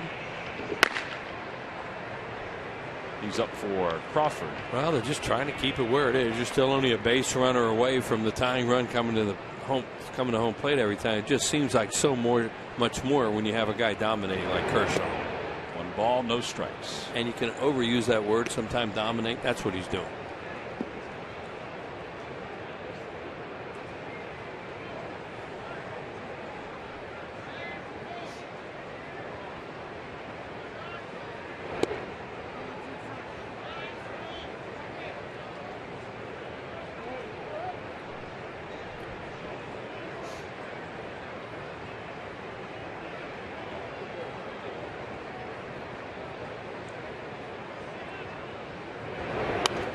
Ryan Sandberg always like to be on the winning end of a game. He'd probably like to be on the side of them scoring a run while he's the manager.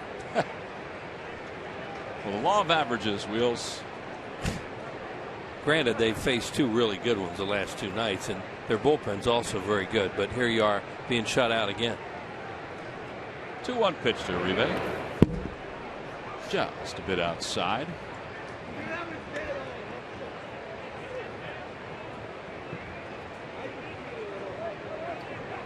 This guy has a tremendous fastball. A couple times we've seen him, his problem has been that he really can't get his breaking ball over enough to be able to use his fastball effectively, and then his fastball can be a little bit straight in the zone when he has to come in with it.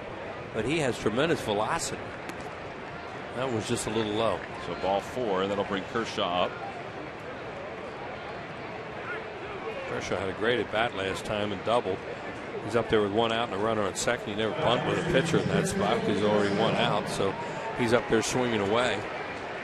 Anyway, you bunt with a pitcher in that spot as a guy is just so futile. Or you don't want him swinging the bat for some reason.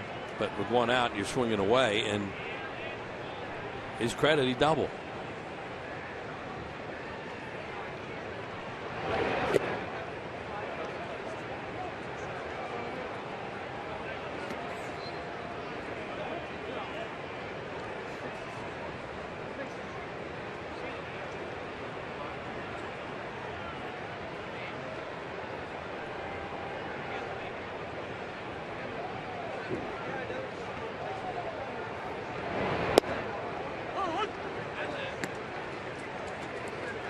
Rosenberg's really trying to throw in a downward plane and keep his fastball down. I don't know whether that was something he worked on when he was up there, but his fastball was up, elevated a lot more other times we've seen him, and he really got hit. He keeps it down with that velocity and can keep away from the middle of the plate. Now, see, that one was up, but it's a pitcher hitting, so he got away with it. He can keep it down and keep it away from the middle with that velocity. He can get outs, either swings and misses, or they're going to thud balls, because you're going to hit on top of that and hit it right into the ground. He's teetered back and forth between a starter and a reliever this year. You would think as a reliever, with just those two pitches, that he could, if he gets it down, he could be. I mean, it's not a bad 2-strike pitch there, but Kershaw lets it go by. It's 2-2. It's surprising he didn't swing at it, because that was a strike for a while.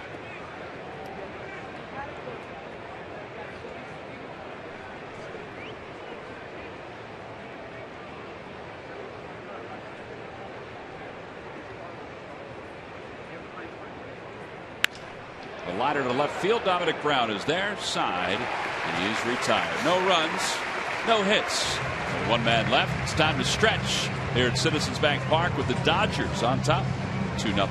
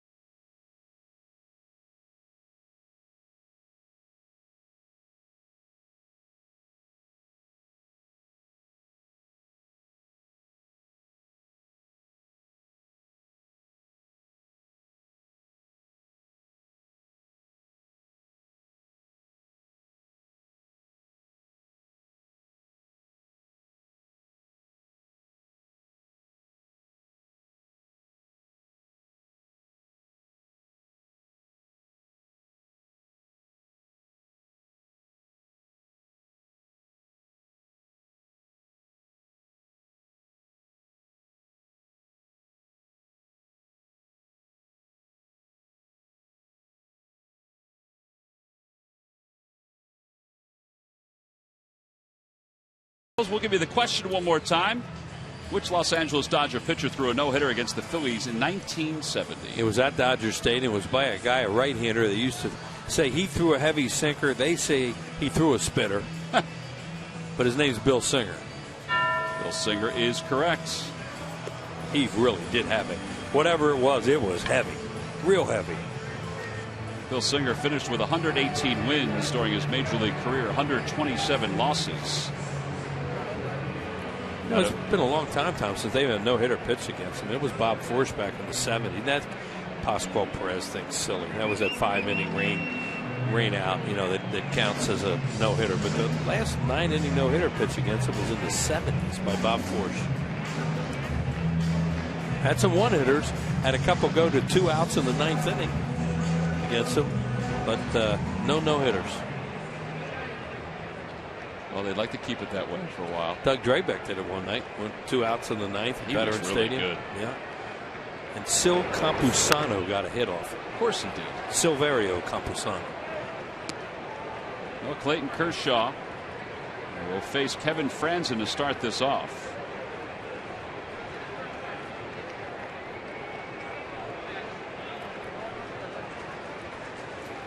Transit 0 for 2. Popped him up. Schumacher, the second baseman, says he has it. One out. John McDonald coming up, and it's time for the Major League Notebook. Murph, take it away. All right, Tom, thank you. Brought to you by Gwinnett Mercy College, and another former MVP is being suspended for a banned substance. This time it's Royals infielder Miguel Tejada, who was suspended for 105 games today for amphetamine use. It is the third longest non-lifetime ban in baseball history because he has failed 2 tests for the drug Adderall. Tejada, of course, won the MVP back in 2002. And some fireworks in Atlanta tonight, guys. You remember last night, Bryce Harper was hit by 2 different pitches in their game against the Braves. Well, tonight, first inning, Steven Strasburg on the mound, and he hits Jason Hayward, the second batter of the game. Now, both benches were warned at that moment. In the second inning, he threw 2 pitches behind Andrelton Simmons, and he was tossed out of the games, as was Davey Johnson, the manager of the Washington Nationals. So, some fireworks down there. Those 2 teams obviously don't have a little bit of bad blood working right now, and Steven Strasburg didn't make it out of the second inning tonight, guys. First career ejection. Yes. Things are kind of unraveling for the Nationals because the Braves are playing so well. Well, that's sheer frustration right there. A lot of frustration. And it's also it's a matter of whether he should do it or shouldn't do it. I don't know. I don't know the answer to that. But he's trying to stick up for his teammates by doing that. But to get ejected in the second inning, and it sounds like he was trying to hit Simmons and he kept missing it. Well, tried awfully hard. The story was that perhaps he was losing a little bit of his control in the second inning, and that maybe that wasn't intentional, but the warnings had already been issued. And, guys, we should point out that Bryce Harper not playing tonight because he has a bruised back from getting hit last night. So when Strasburg came in between innings after hitting Hayward, he got a lot of high fives because the team appreciated it. Yeah. All right, Murph, we appreciate that. Clayton Kershaw and his teammates appreciated a quick inning. Here in the bottom of the 7th, Phillies go down in order. They have just 2 hits, and we'll go to the 8th.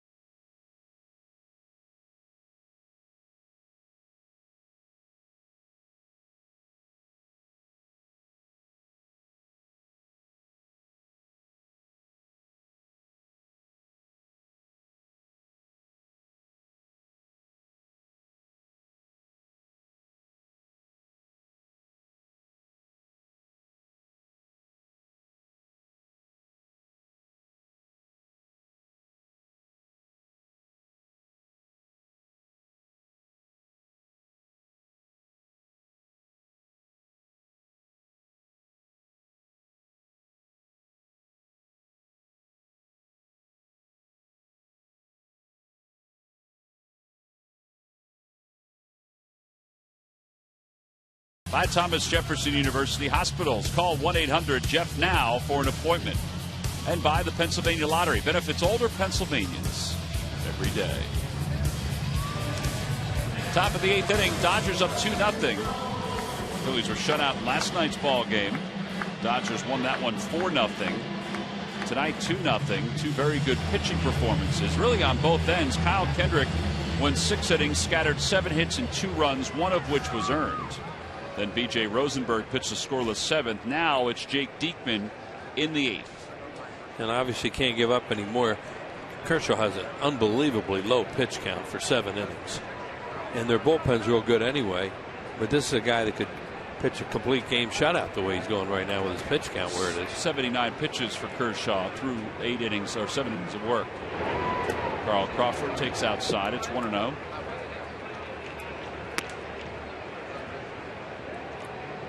Carl Crawford has 116 career triples. Wow. Oh, he can fly. And that ballpark he played in, too. They're AstroTurf down in in St. Petersburg. It was a good park for triples, and he made the most of it. He played the bulk of his career. He was part of their team. The Phillies played in the World Series. He checked, and it's 2 balls and 1 strike. Crawford, a former second-round pick. He is out of Jefferson Davis High School in Houston, Texas.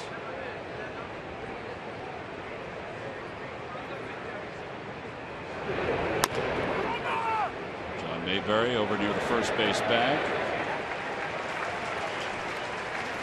He really appreciated that nice big hop. It's been a tough night down there for him. John usually sure-handed at first base. It's had a couple tough plays. Well, when you struggle a little bit sometimes and it keeps finding you, then you start boxing him. Time now for a Hyundai defensive play of the game. Well, this is earlier in the ball game. Puig sees Casper Wells back up a little bit, take his time. Wells thinks there's no way he's going to run, and he makes a foolish play there and is out at third base as Wells makes a nice one-hop throw to John McDonald, and they get him there. Just a mistake and a teaching moment for the Dodgers with a young player. And he fouls the first pitch back. He's 2 for 3. Last year when the Dodgers signed him, he signed a 7-year, $42 million contract.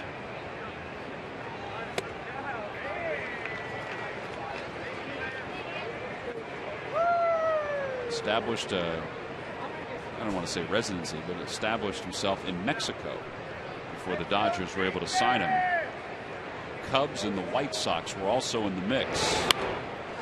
You know, when you see these guys that come over here and play like this guy and Cespedes and some of the other Cuban players, you just wonder how many great players never got a chance to play in the United States in the major leagues since the early 60s. It's true. And how many?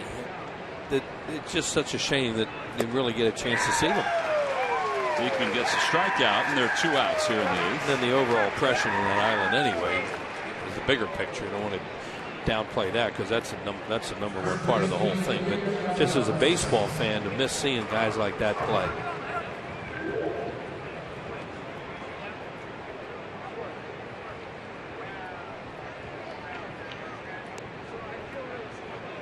Adrian Gonzalez is 0 for 3.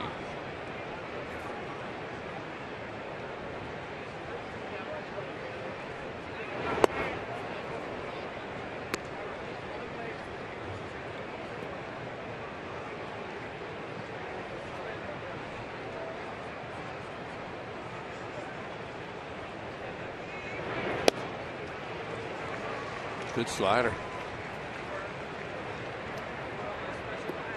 Luis Garcia up in the pen. Hanley Ramirez on deck.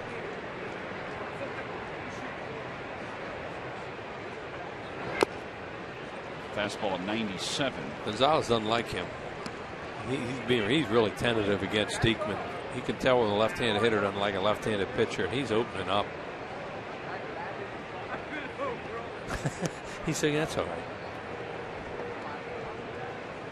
Now they're going to throw it back. Wonder if a ball hits the ground like that. Usually the pitcher doesn't get a chance to throw it again. Now Gonzalez may smoke him on this pitch, but you can just tell he's tentative against him. Line drive, foul.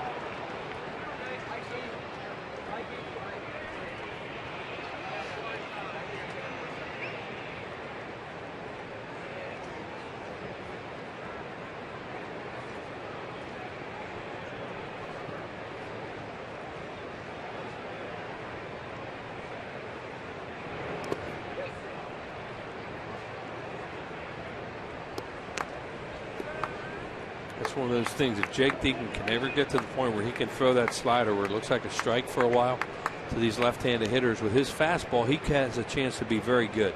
But that one was a ball out of his hand, and he doesn't even attempt it. He doesn't even start to swing at it.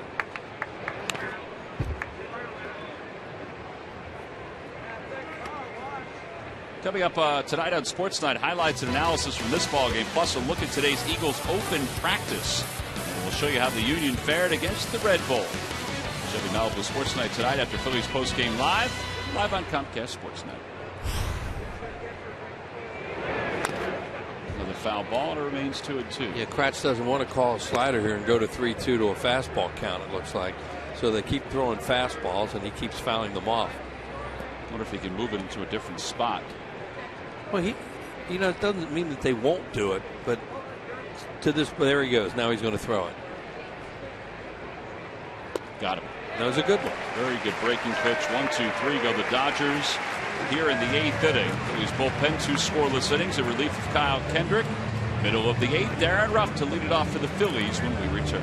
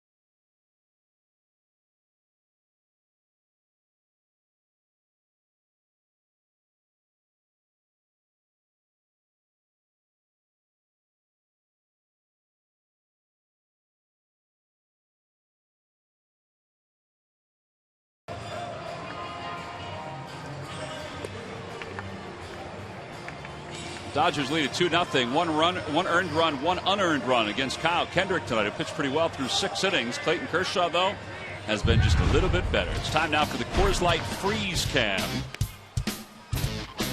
Some of those breaking pitches to Kevin Franzen. How about this one to John McDonald? Oh.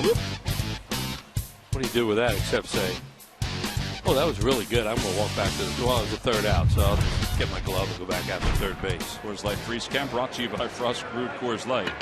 That was a point we were talking about early in the game. We have to hit off his fastball, because if he gets 2 strikes, you see what he's been able to do to hitters with 2 strikes tonight. Paralyzes. How do you learn to throw a curveball like that? Well, he's just a freak of nature that he can do what he does. Or a lot of guys would be able to do it. He used to ask Lefty, how do you throw that slider? Well, I hold it like this and I throw something out of it. Well, that's real good teaching. He just could do it.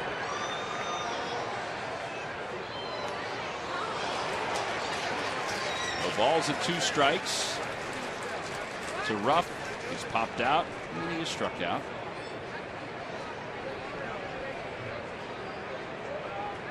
Here we go with 2 strikes. Where they're going to go, fastball away.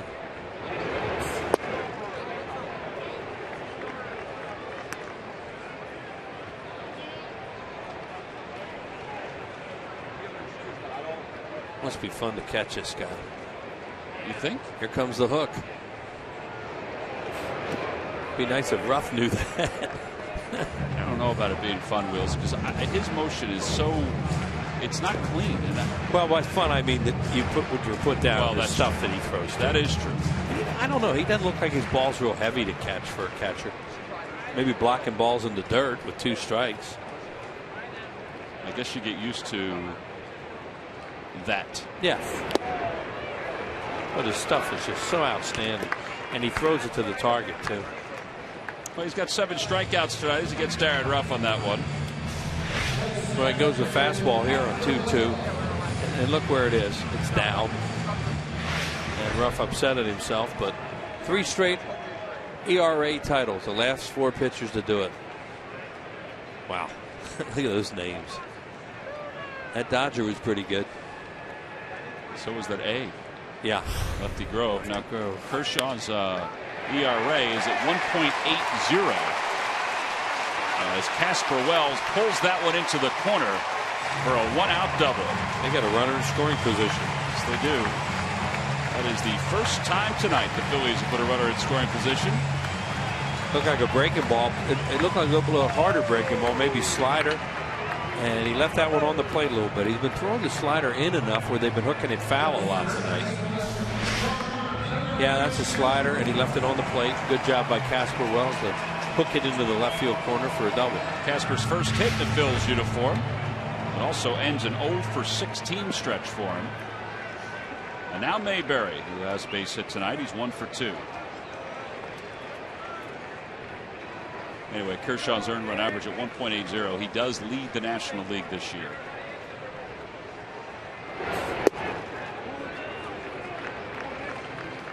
Nobody up in their bullpen. Phillies have activity, of course, with the bottom of the order coming up. They're walking around a little bit in the Dodgers bullpen, but he's only at 86 pitches.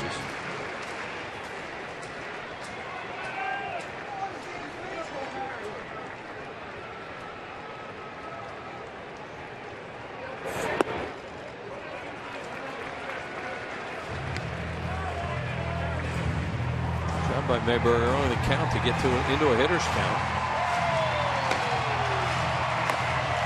Papelbon's well rested.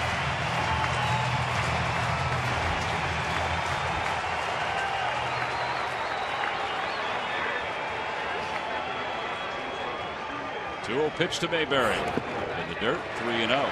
Kershaw's never beaten the Phillies. 8 games in the regular season, 4 appearances in the postseason. Here we go. First 3-ball count of the night as Belisario starts to stretch out in the bullpen for the Dodgers. He's hardly even had 2-ball counts tonight, 2-0 counts. And the 3-0 pitch coming to Mayberry should be taken all the way. And he is.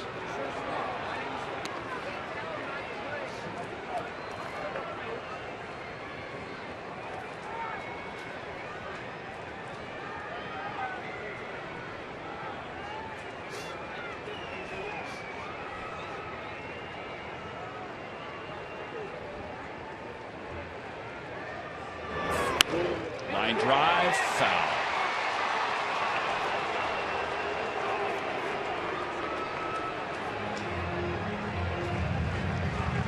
Pretty close. Yeah, he hit it hard. Almost kept it inside the line. Or on the line.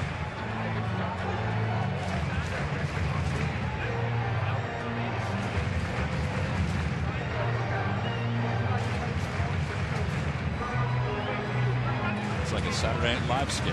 Yeah. Catcher goes out, glove over mouth. Pitcher glove over mouth. Quickly turns to the shortstop, glove over mouth. That's something that that came about in the last 20-25 years.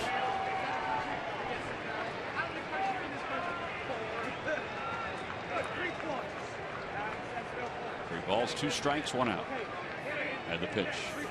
Up high, ball 4. Good at bat by John Mayberry. The first walk of the night. Issued by Kershaw.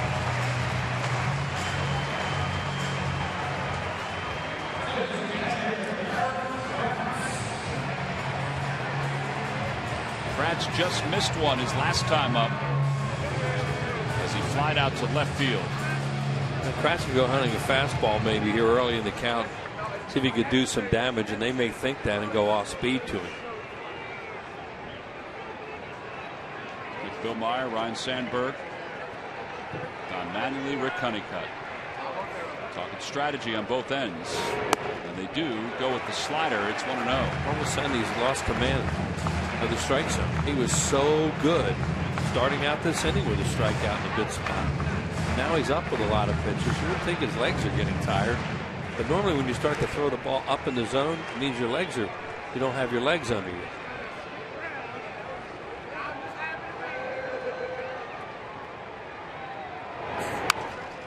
Popped him up. First base Adrian Gonzalez. Infield fly rule is called. And there are 2 outs. Carlos Ruiz is coming up as a pinch hitter. Bring Broxton in. Oh, he's not in.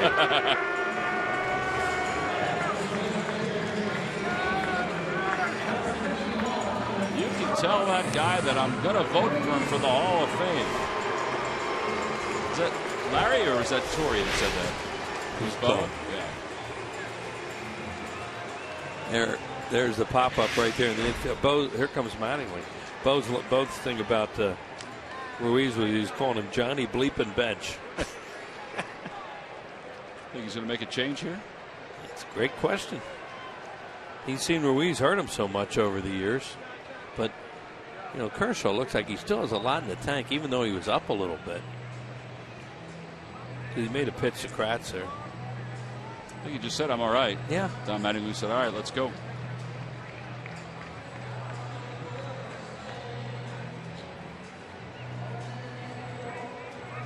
These guys have seen Ruiz get so many big hits off him over the years and really hurt them in playoff games.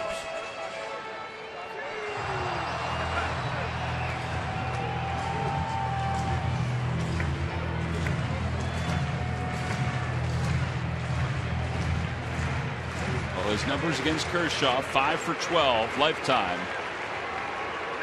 As the runners lead off first and second. Drops a slider in. It's 0-1. Yeah, that's a great job they did right there to throw breaking ball on the first pitch and get it over for a strike. Playing Carlos pretty much straight away, a little bit towards right center.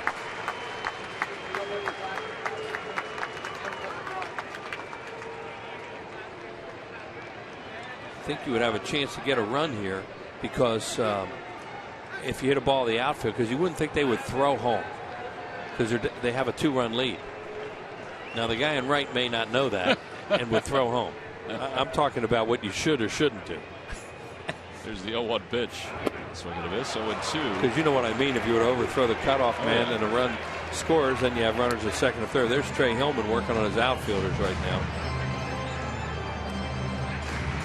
Puig's pointing in to tell center fielder he means you.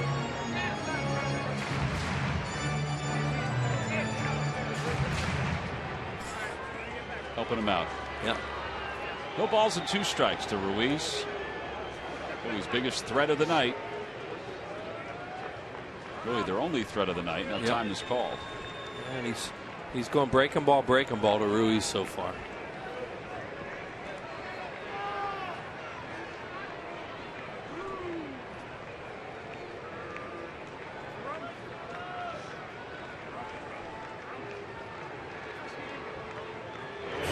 Curveball pulled foul.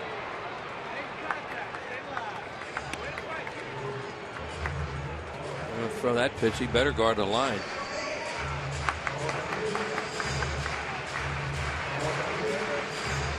Casper Wells back to second. Mayberry back to first. How can Wells run? He's averaged a little bit above. So, you know, he's a guy you look like you can score him in this spot. As I said, they won't even throw home unless it, well, the odds are they won't. The 0-2 pitch to Ruiz. Ground ball again, foul on Samuel. As he says, watch where my nose is, where the ball is.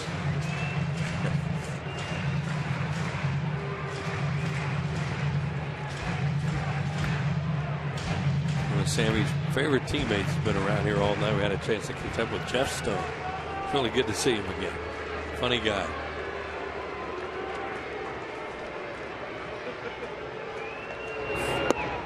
Oh, man. Where was that? I think it was low.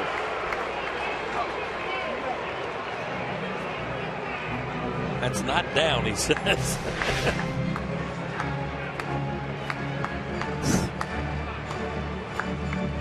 That's the perfect angle. That's a strike. It was right at the knees. Yeah, that's a strike. And that's what they see from down there. That's what Mattingly's saying. That's not down. 1 ball, 2 strikes to Ruiz. Curveball in the dirt, gets away from Ellis. That means the tying run will move to second base as Wells goes to third.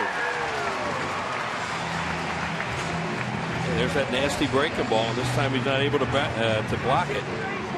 now Don Mattingly's really hot because he knows they should be in the dugout, or he thinks they should be in the dugout, and now a base hit to tie the game. Now we'll throw home.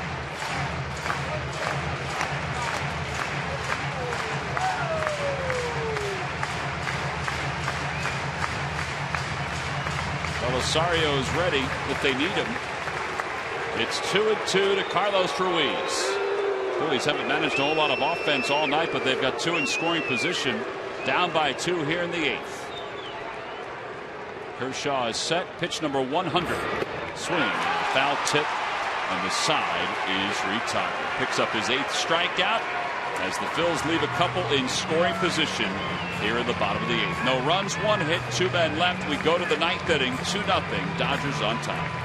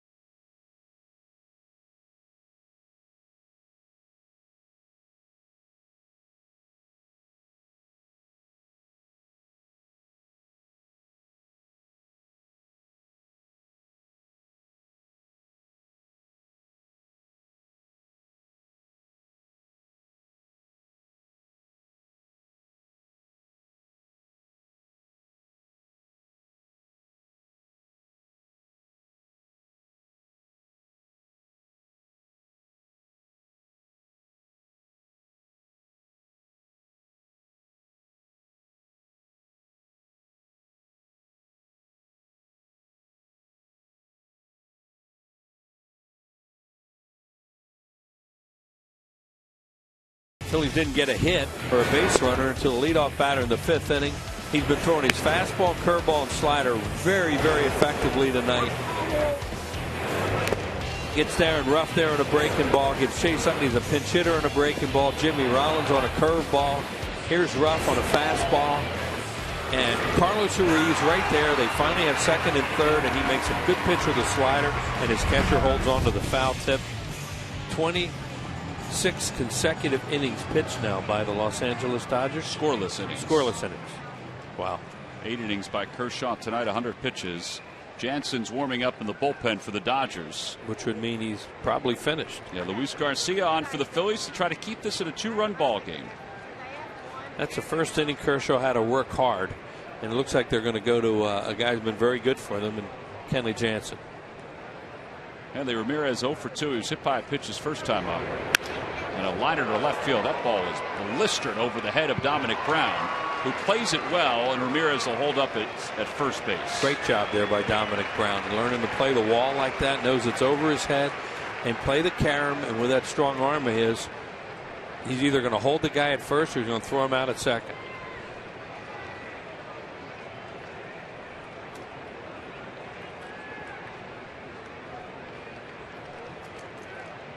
Well, they don't have Davey Lopes over first base tonight as their first base coach.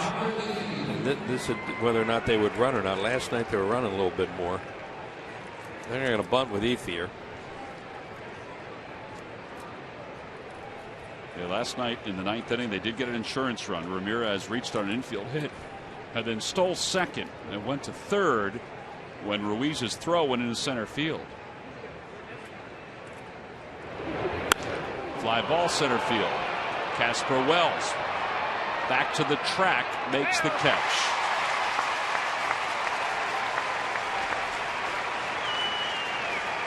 Say that ball went farther than I thought. Yeah, Ethier hit that thing pretty well, and Wells did a pretty good job of keeping it to the side like that, not getting turned around. I'd say he's more of a corner outfielder than a center fielder. He played that well.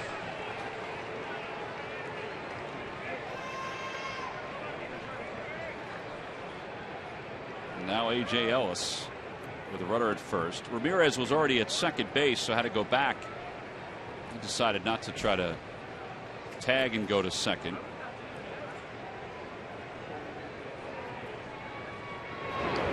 In the dirt, gets away from Kratz, and Ramirez goes to second. A wild pitch.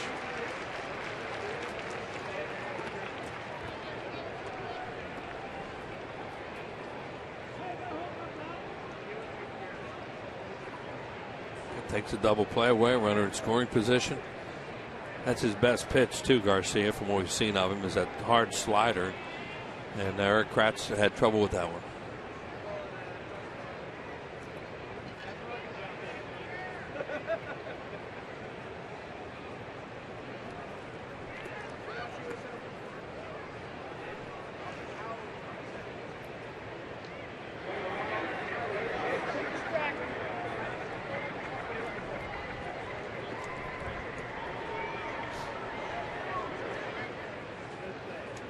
Phillies will be at the top of the order in the ninth inning, trying to keep it to 2.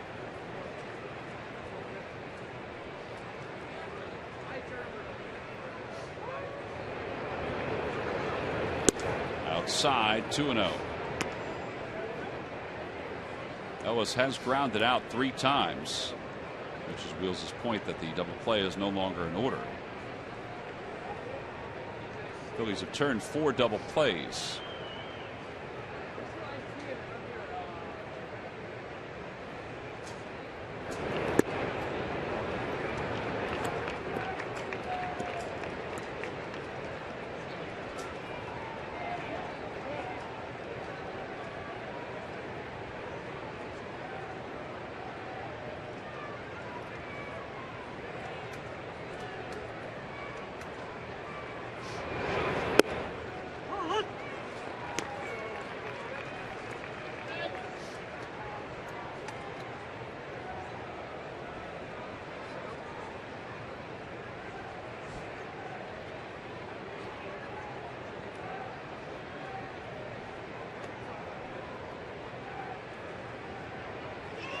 Ramirez goes. Garcia steps off. He runs at him. That's the right thing to do. Now he gives it off to McDonald. And McDonald punts once and tracks him down. Good job. All the way around. Yeah, and a bad play by Ramirez. Really, and that's twice they've done that tonight now, where they're in scoring position, make a base running mistake. But a tremendous job there by the pitcher. All you got to do there is become the 5th infielder and run at him. And that's what he does right here. He leaves way too soon. Don't panic, step off, and now you got him. And run at him. You know, you ideally want to run him back to where he came, but that's all right. They did it quickly. Good job. So now 2 outs, 3 balls and 1 strike to A.J. Ellis. Inside ball 4. Well, that walk doesn't look as imposing now with 2 outs. Schumacher's coming up. Yeah, you thank the Dodgers tonight for a couple of bad base running plays. You know, who knows?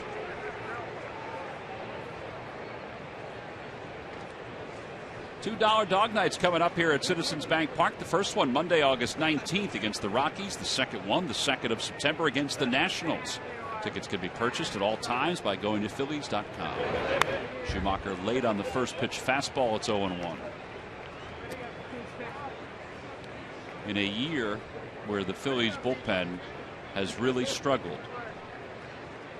in the month and a half or so that Garcia has been with the Phillies bullpen, he's been pretty good. Selected on the 9th of July from AAA. He's allowed a couple of inherited runners to score, but for the most part, considering his lack of experience, he's done a remarkably good job considering his lack of experience and where he was earlier this year. But he has a very good slider. I think it has some tilt to it. Looks like he wants fastball with Ellis at first. The 0-2 pitch.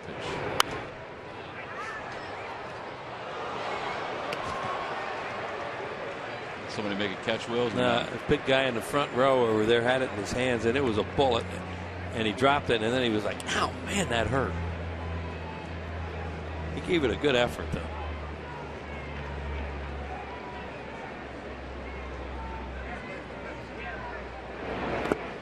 Check swing. Did he go? No, says Rob Drake. He has a better view of it than we do. Yeah.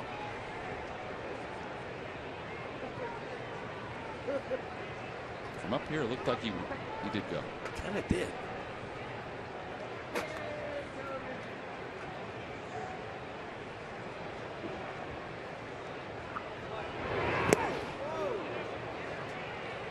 Hit by a pitch, according to the home plate umpire Sam Holbrook, and that'll put 2 on with 2 outs. It's another slider. It looks like comes down and in. That hit him? Guess a little bit. It must have made a tip sound, a tick sound, that's what they heard. So Rich Doobie out to the mound. For years, StubHub has been the place to find great Phillies tickets. And this season, you can get more with your tickets thanks to StubHub Fan Rewards. So get to StubHub and grab your seats today.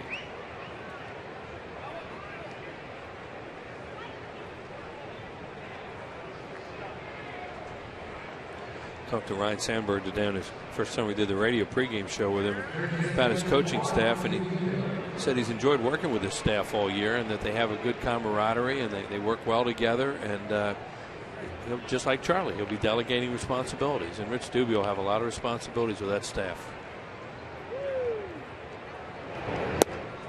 Uribe goes around on that slider. It's 0-1. This is a really good pitcher to pitch to Uribe, because you should be able to get him to chase breaking balls. If you don't make a mistake middle into him.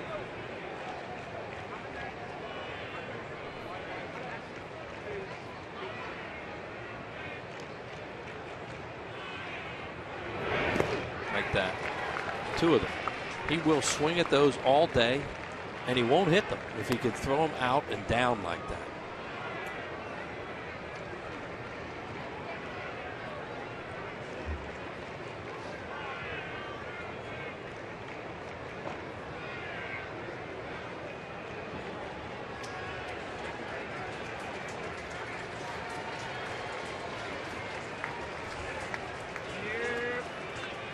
Now the 0-2 pitch.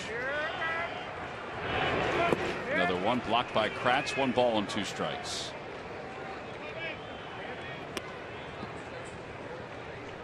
Yeah, Eric doing a good job blocking these, because he knows that's the way to get Uribe out right now in this big spot in the game.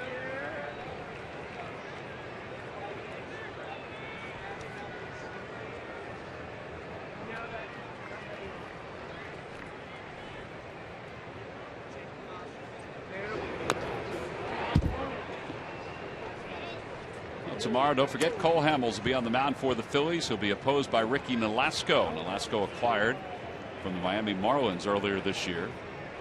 Cole trying to get his 6th win of the season. Pitched very well his last time out. That was in the rain in Atlanta. It was Charlie's 1,000th win. We're going fastball to him. I think Garcia can be afraid to throw a 2-2 slider here, because he can throw a 3-2.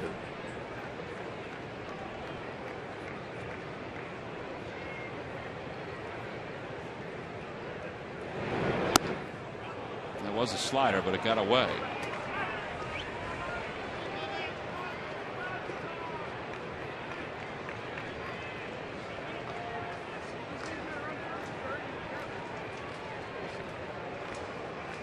The runners will be off with the count 3 balls and 2 strikes.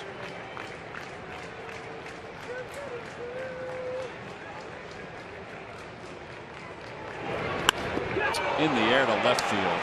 That ball is crushed. 3-run home run. The top has been blown off this one. It's 5-0 Dodgers. That was a fastball. Don't get that.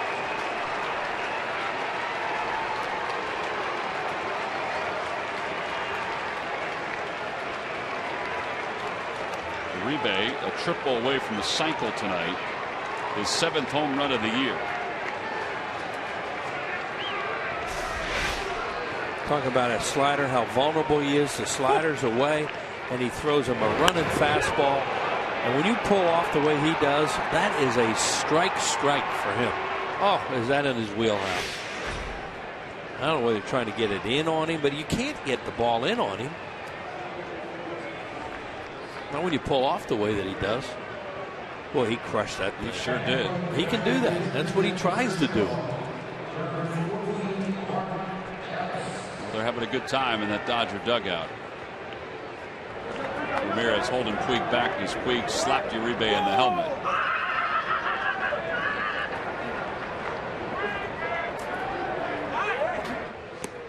You don't want to get slapped by Puig.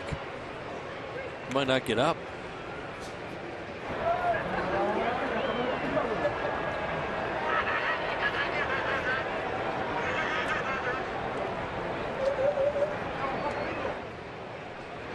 Mark Ellis, the pinch hitter. It's 2 balls and no strikes.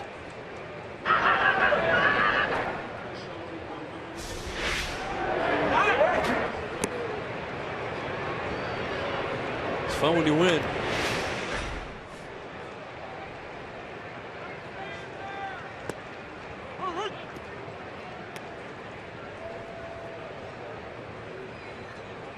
Two slider just would look nicer, wouldn't it? It would have. Not a second guess either, because we talked about it in the hole at bat. Well, he had pitched well. 12 of his 14 major league appearances before this were scoreless. Inside, 3-1 to Ellis. Well, the thing, my point was, there's still a base to play with. There's only 2 men. So you throw him another 3-2 slider. If he doesn't swing at it, he doesn't swing at it. You go after the next guy. But Uribe is likely to swing at a breaking ball in the dirt.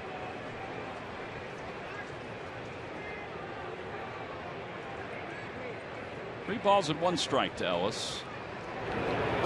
Swing and a miss. 3-2.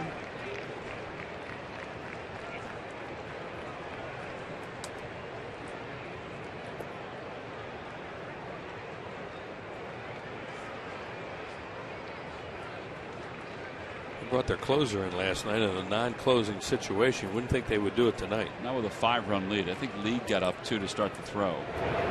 Ball to third base. John McDonald throws out. Mark Ellis. Side is retired, but boy, was the damage done. They're celebrating in the Dodger dugout. That's because they're winning a lot of games. They're swinging the bat pretty well.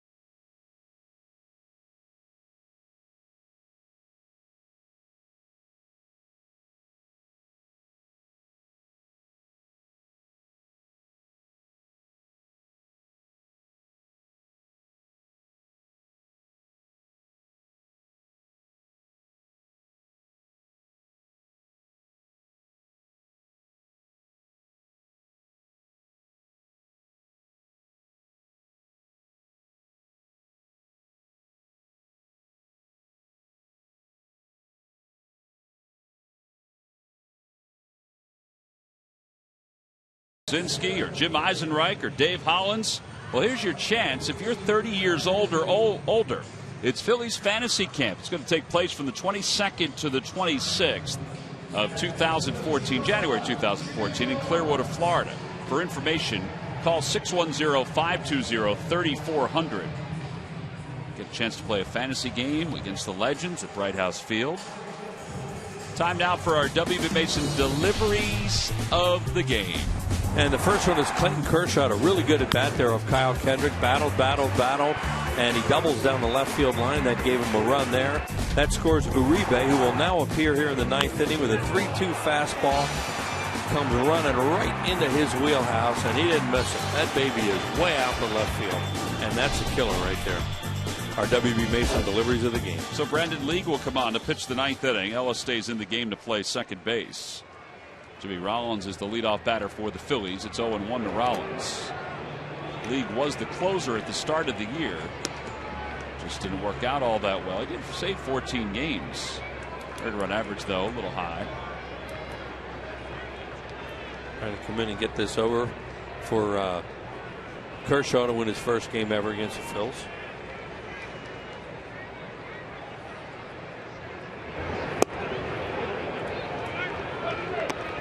Uribe, remember, homered for the Giants back in 2010. The opposite way here at Citizens Bank Park. Ryan Madson in the first row in right field.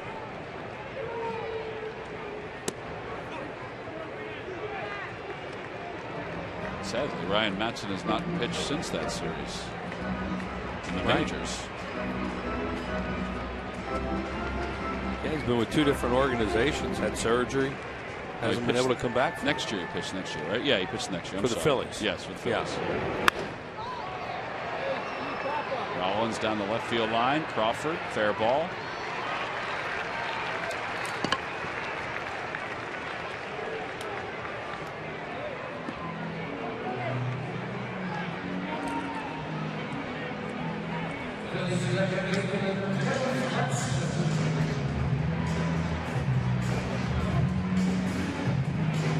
I know Don Mattingly joked before or after yesterday's game. It was before yesterday's game about his high school team winning 59 straight. But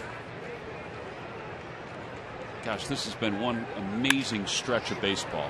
Ramirez out at shortstop, throws out Franzen. 2 outs here in the 9th inning. I mean, to think about what they've been able to accomplish, being 12 games under 500 late, you know, it wasn't early in the year, it was 2 months into the season. Yeah. And to now be 21 games over 500 with 1 out away from being 22 games over 500. Yeah, they just don't want to wake up from this, what they're in right now, because it's surreal.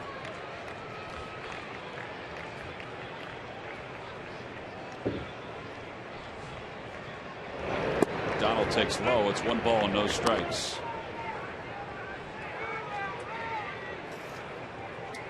Donald 0 for 2. Came on for Michael Young. Michael hurt his left ankle earlier. Chopper off the plate. Ramirez charges. Hurries the throw. And it's a 1-2-3 9th inning. And the Dodgers have taken the first 2 games of the series as they have shut out the Phillies back-to-back nights. And it's the 12th time this year the Phillies have been shut out in a ball game. They lose tonight 5-0, and the Dodgers are the 3rd team in the last 100 years to win 42 games in a 50-game stretch. And don't forget, the Yankees in 41, the Cardinals in 42. They did that in wartime. Yeah. Amazing.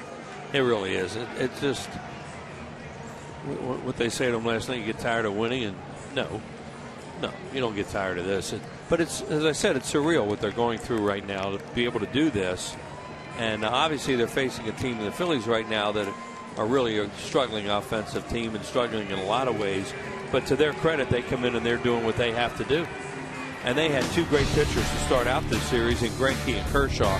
Greinke really good last night. Kershaw tremendous through 8 innings tonight. Only had 1 jam that he pitched out of. Fastball, real good curveball and slider that he used. 1 walk and 8 strikeouts. Was right there with all his pitches. That's a curveball, and then a hard slider there to pinch hitter Chase Utley. Curveball to Jimmy. Here's Darren Ruff strikes out on a fastball, and then Phillies 1 shot at him tonight. He gets Carlos Ruiz to strike out on a foul tip there, and he exited after 8 strong innings. Clayton Kershaw, our Chevrolet player of the game. So the Phillies lose it 5-0. Last time they've been shut out back-to-back ball games back in 2010. Shut out back-to-back nights.